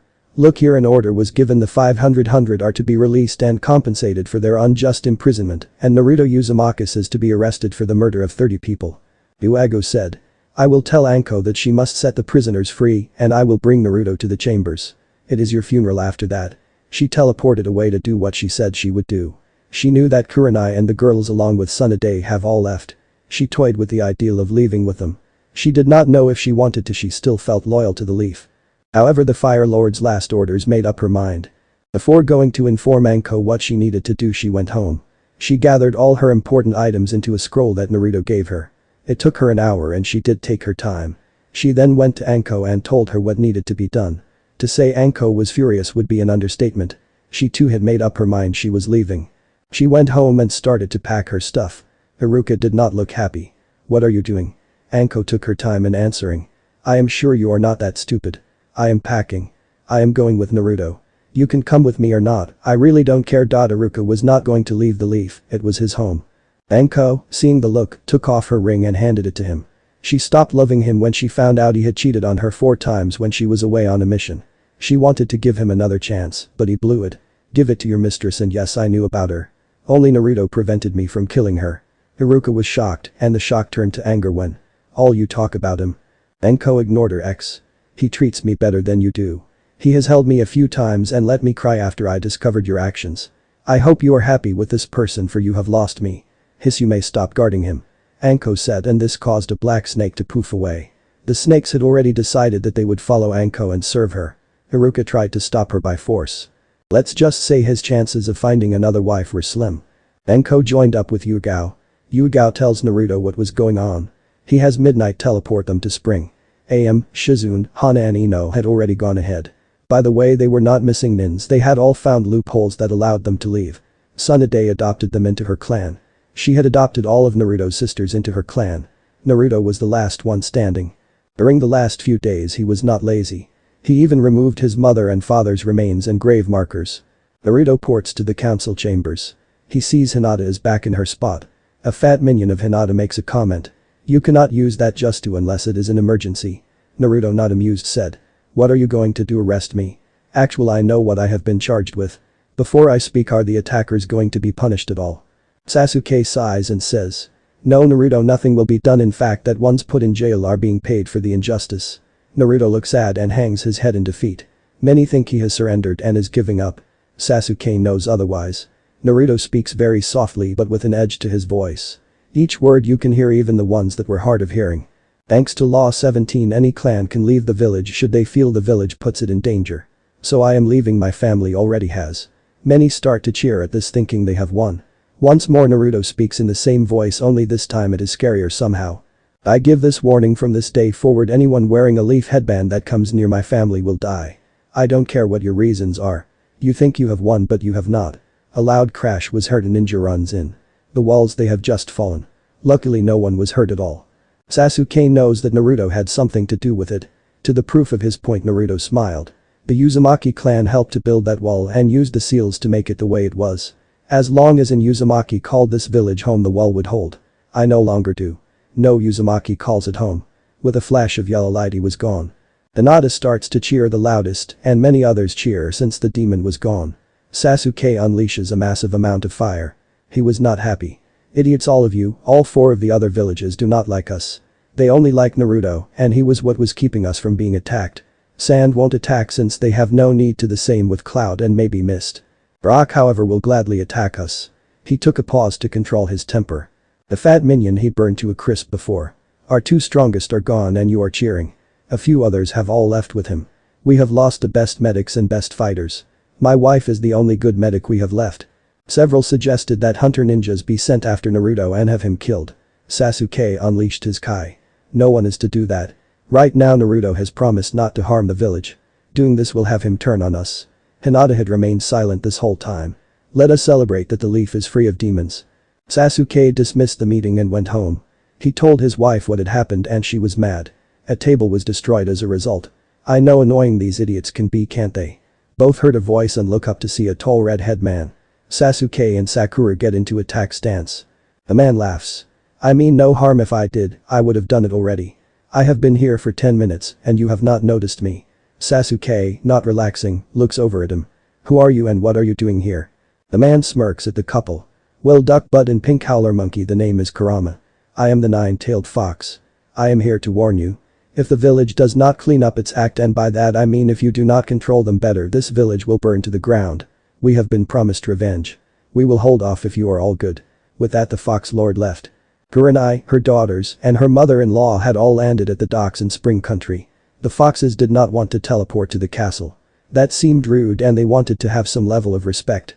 Koyuki, once she found out Naruto was coming to Spring Country, she sent a message to the Fire Lord informing him that the alliance between the 2 nations was over. She really wished she could have been there to see his face. It would have been funny as hell. Spring traded with Fire Country and the Leaf, but not anymore. Koyuki was glad since her country got screwed in the deal when the deal was made. She did not see the final clauses added. She trusted the Fire Lord not to cheat her.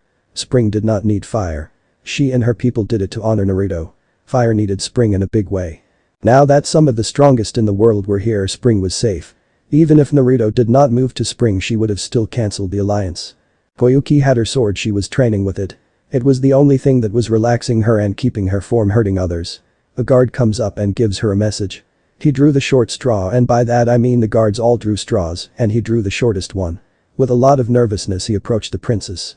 Some guests are here, they all have foxes with them. Koyuki looked at her guard. Is one woman about my age with long black hair and bright red eyes? The guard nodded his head. Koyuki smiled and ordered her guards to let them in and return any weapons that had been taken. The guard wanted to argue. Koyuki said. She is Naruto's wife, and that alone should make you trust her. She will only attack if the 4 little girls with her are harmed. Warn the other guards, do not attempt to touch the girls or you will die, and I will not punish her for ending your life. Plus she does not need weapons at all. She can kill you with her hands. She is good at that. He ran off to do just that and warned the other guards. The girls were scared right now. They could still feel the eyes filled with hatred aimed at them. The fear went away when they got into the castle. It was so big and nice. They get to the throne room and waiting for them was Auntie Gale. The 4 ran over to hug her. They all looked exhausted, so Koyuki suggested that she bring them to a room so they can sleep. Once in, the girls feel asleep. Their partners cuddled up to them. Koyuki could tell Kurinai was mad. She hugged her and was able to calm Kurinai down a little bit. She was far happier now that she was out of the Leaf Village. She was still not happy. She would be happier when everyone was out of the village, including her husband. She was not worried for his safety, she was worried that he would be hurt even more than he already was. He loved the Leaf Village and wanted to stay, but his family would not be hurt by them. That is what got Kurinai the most angry besides her daughters being attacked. They were never in danger. Naruto loved the Leaf Village, it was his home, and he wanted to protect it. Kurinai went to find something to destroy. Those were her words. Koyuki let her go and warned her daughters not to get involved. Koyuki ordered a guard to bring Kurenai to a spot. Kurenai spent the next hour destroying stuff. It felt great, it had served to claim her a little bit. Koyuki hugged Kurenai, and Kurenai was glad to return the hug from her future sister wife. She goes to her daughters and pulls them close to her. She then falls asleep. She did not cry, she would not cry. She would let the rage flow through her and let it out should she need it. The next leaf ninja she saw that was not a friend would die. Koyuki ordered everyone not to disturb Kurenai and the girls. Kurenai knew letting the rage grow was not good. However, Naruto helped her control the rage, and she would not aim her rage at the ones that are important to her. In her dreams, Kurenai was met by a woman she did not know, but she could sense power coming from her. The woman was about her height with long black hair and wide eyes. "I am guessing you are Kami. To what do I owe this honor, my lady?" Kami was impressed. This demon/human was smart. "I am here to speak with you." Kurenai smiled. Naruto is going to have more mates besides Koyuki. It was not a question. Kami was in shock. Kurenai smirked a foxy smirk, one that Naruto was famous for. Kurenai knew she was getting really good at them. "I got the sense that some were okay as mates, some in the leaf and some outside of it." It took Kami 10 minutes to get over the shock. The whole time Kurenai was cleaning her nails. "Yes, you are correct. You will gain 2 more daughters before any more children are born. All of the ones at the wedding plus 1 more form. Cloud, who is a good match, will be his mates. Expect the 1 form wave. She does not see him that way, too much of a mother." Kurenai shrugged her shoulders. "As long as I get my cuddle time, I am good." Kami was confused. "You are very laid back about this." Kurenai laughed. "It is no big deal. We both want a large family, this gets us that. Plus I figured it would happen someday, him having more than 2 mates. Now I am sorry to be rude, but I am exhausted. I would like to get some sleep. I will talk with the others form leaf when they get here. Now please go." Kami let Kurenai go and she goes back to heaven to find Kurama and Kushina laughing hard. The two had watched and could not believe Kurenai would say that. Before she started to date Naruto, she would never have said that. She never would have had the guts to say that. The next morning, so the day after the attack, Kurenai wakes up. Her daughters are in the courtyard playing with their partners. Koyuki was reading a report and laughing very hard. "Kurenai, you really scared my troops yesterday. It was funny you also caused at last $5,000 in damage." Kurenai blushed at this. Koyuki waved it off. "You were pissed off. As long as my troops were not hurt, I really don't care. Plus it gives me something to hold over their heads." Kurenai was shocked. "So I am threat now?" After getting a nod, Kurenai started to laugh. Ice also laughed. "Naruto is going to find this very funny. By the way, Ino, Shizune, Hana and Am are here. Anko will be here in a couple of days. Iruka, it is unsure. Yugao she has not chosen yet." Kurenai nodded. She understood Yugao. For a short time ago she felt the same about the village. Iruka she could care less. She hated him for what he did to her friend. Naruto tried to kill him. It took both Anko and Kurenai to stop him. When Tsunade found out, she cut his pay in half. Iruka never figured it out. He really needed to check his bank accounts. By the way, when Anko left, she withdrew all of his money. Once Kurenai's husband was told he was no good and her daughters were attacked, all bets were off. She no longer cared about the village. If it was on fire and she had a bottle of water, she would drink it or water some flowers. All across the world, Naruto sent Flash to give letters to some of his friends. Termai got it in the sand village, she passed it along. In Cloud, Yogsho got it, Samui also say it and was just as enraged as her friend. In Rock, Kuritsuchi got it. In Mist, May got it. In Demon Country, Shion got it. All of the women were mad, actually furious was more like it. All of them that had guards, well, it was not pretty, and I will leave it at that. Sand and Wind Country cut off all ties a few hours later. Rock and Earth did the same, followed by Mist and Water. Demon did the same. Cloud and Lighting Country did the same thing. In other words, in a few days the leaf would be on its own. Naruto really would have loved to see that. At night in their dreams, Kami came to the woman and told them what she had planned with Naruto, and all agreed with it. Kami told them to wait and the time would come when they could move. They had to be ready to move. Back in spring, Koyuki had pulled out a scroll. She unrolled it. "This is the plan for a hidden village. I am going to call it the Hidden Wolf Village. Ever since I retook my throne, I have been having this village built. I did not have anyone to lead it. All of the guests had heard it. Naruto is the best choice." Ino said as if she was talking about the weather. Koyuki smiled. "I agree 100%. Will all of you join it? I am going to need to recruit people. It will not be easy, but it can be done. I would like many of you to teach as well." Kurenai smirked. "Good, we can teach useful things, not flower arrangement." Ino agreed with it, even if she did the best in that class. The next day, Anko and Yugao arrived. Kurenai called all of them into her room. It was the same room she had her honeymoon in. "Girls, show everyone your tails and ears." The girls were confused but trusted their mother. She had never been wrong before. So they did show them. The reaction was interesting to say the least. Ino ran towards Amber and started to pet her and screamed, "So cute." Amber covered her ears, as did the other three. "Auntie, please don't do that, her ears are sensitive and it hurts." Ino looked ashamed and vowed to never do it again. Hana smiled. She thought they were cute and it reminded her of her partners who had all been killed a few months ago. Naruto held her and that allowed her to move on. Shuin started running scans on them to make sure they were okay. The rest of the aunties all found them too cute and enjoyed petting the girls. Kurenai showed off her features. When I first made love to Naruto he marked me as his mate and I became a demon like him. She then explained how Naruto became a demon and what had happened to him and her and the girls. Kurenai took a pause. Now when I first met Kushina she gave me an extra gift. She gave me the power to sense who is a worthy mate for Naruto and who is not. I get a sense from all and it is hard to explain. I get the sense that all of you expect Tsunade to be worthy mates. I say this in the sense Kami wants you guys to become Naruto's mates as well, plus 6 others around the world in Koyuki. Knowing she was not done yet and they were all too shocked to say anything waited. On this note, if you wish to become his immortal mate, you will gain great power and immortality and will become a part of a strike force or army. This is a one-time offer. If you leave the room you lose your chance. You will have to confess to Naruto, but it will not be easy and I will help a little. Our clan is a fighting clan. We are strong in battle. All of the aunties agreed that they wanted to become Naruto's mates. Note will not happen this chapter in a few. Koyuki is first.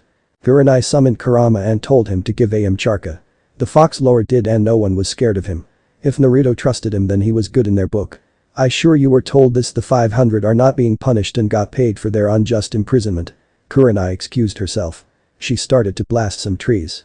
Yuago had not told her yet. She was afraid of telling Kurinai that. Kurama was scared. I never knew she would become this violent. I figured her level-headedness would rub off on Naruto. Never would have guessed his rage would become hers. She is scary. At this everyone laughed.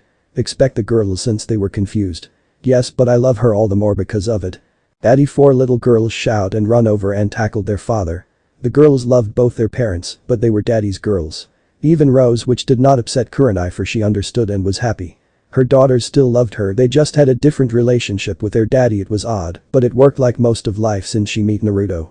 Naruto saw that his daughters had their tails and ears and none of his sisters seemed to be freaked out. So I am guessing you know the truth and it does not freak you out. Ino walked over and bumped him on the head. Of course we are not freaked out. Now show us what you look like. So Naruto did and they women were shocked to see his 5 tails that he now had. I am guessing the sound of things blowing up is Kurenai after she was told that the 500 are getting no punishment and will be paid for it. All of them nodded. Naruto took the girls and then went to see Kurenai blasting trees with Rasenjans. Yes, Naruto taught her the move. He figured his wife should know it. She mastered it in 3 months. Naruto was proud of her. After she destroyed a few more trees she looked up to her husband and her daughters.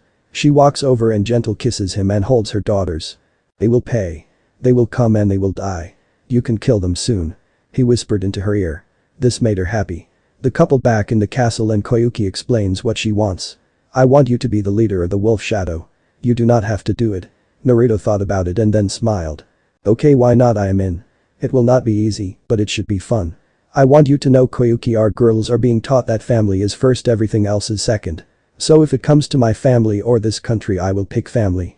Koyuki nodded. I understand that. I agree with you about that. She hands the ninjas headbands with a wolf on it. The rest of the soon-to-be family started to laugh. Back in the Leaf Village 2 weeks had gone by since Naruto left. It was with great effort and work that the wall was repaired once more. Sasuke was not in a good mood. Right after the wall was rebuilt a party was thrown to honor that the demons were out of the village. Sasuke tired to have it shut down, but the Fire Lord who was still there allowed it to go on. Sakura had to be held back or else she would have killed a lot of people. The Fire Lord had returned and he was not happy. It had been 2 weeks since Naruto left and shit had hit the fan. Sasuke smirked. I did say Naruto leaving the village would be bad for it and the country. If you had punished them this would not have occurred. You see, every country that had an alliance with a leaf due to Naruto cancelled it. The other 4 major villages cancelled with a leaf. In other words, Fire Country and the Leaf Village were in deep shit. They were surrounded on all sides by possible enemies. I want a team of the ones Naruto trusts to go and get him back. Sasuke sighed. This guy was arrogant and an idiot. He wondered if he was this bad. The answer was yes, he was once. 1. We do not know where he went. 2. He has promised to kill any leaf ninja that comes near him. 3. The ones he trusts have already left. The Fire Lord not giving up. Declare them as missing ninjas and put a high bounty on their heads. Sasuke was getting annoyed. No matter what you do it will bite us in the ass, so just order me and I will do it so I can get back to work and fix the damage that was done. The Fire Lord ordered that a team of ninjas be sent so Sasuke did. He sent them to spring since he was told by Kurenai that Naruto likes it best there. The team was made up of Chuin who hated Naruto. Sasuke knew they would die, so he sent his weak ones and not his strong ones. It seems you can't control them, can you, kid? Sasuke did not look up, he knew it was Kurama. I can't, I am done with the village. It has fallen big time. I am leaving here and going somewhere.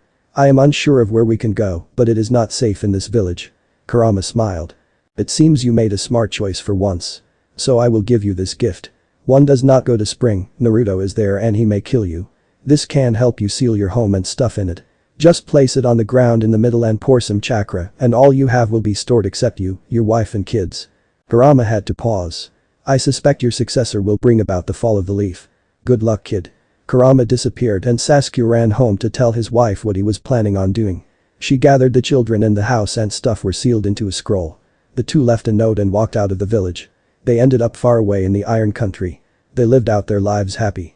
This was part 2. For the next part, do subscribe and press the bell icon on so that you get notified when I upload the next part. For now, you guys can watch this part.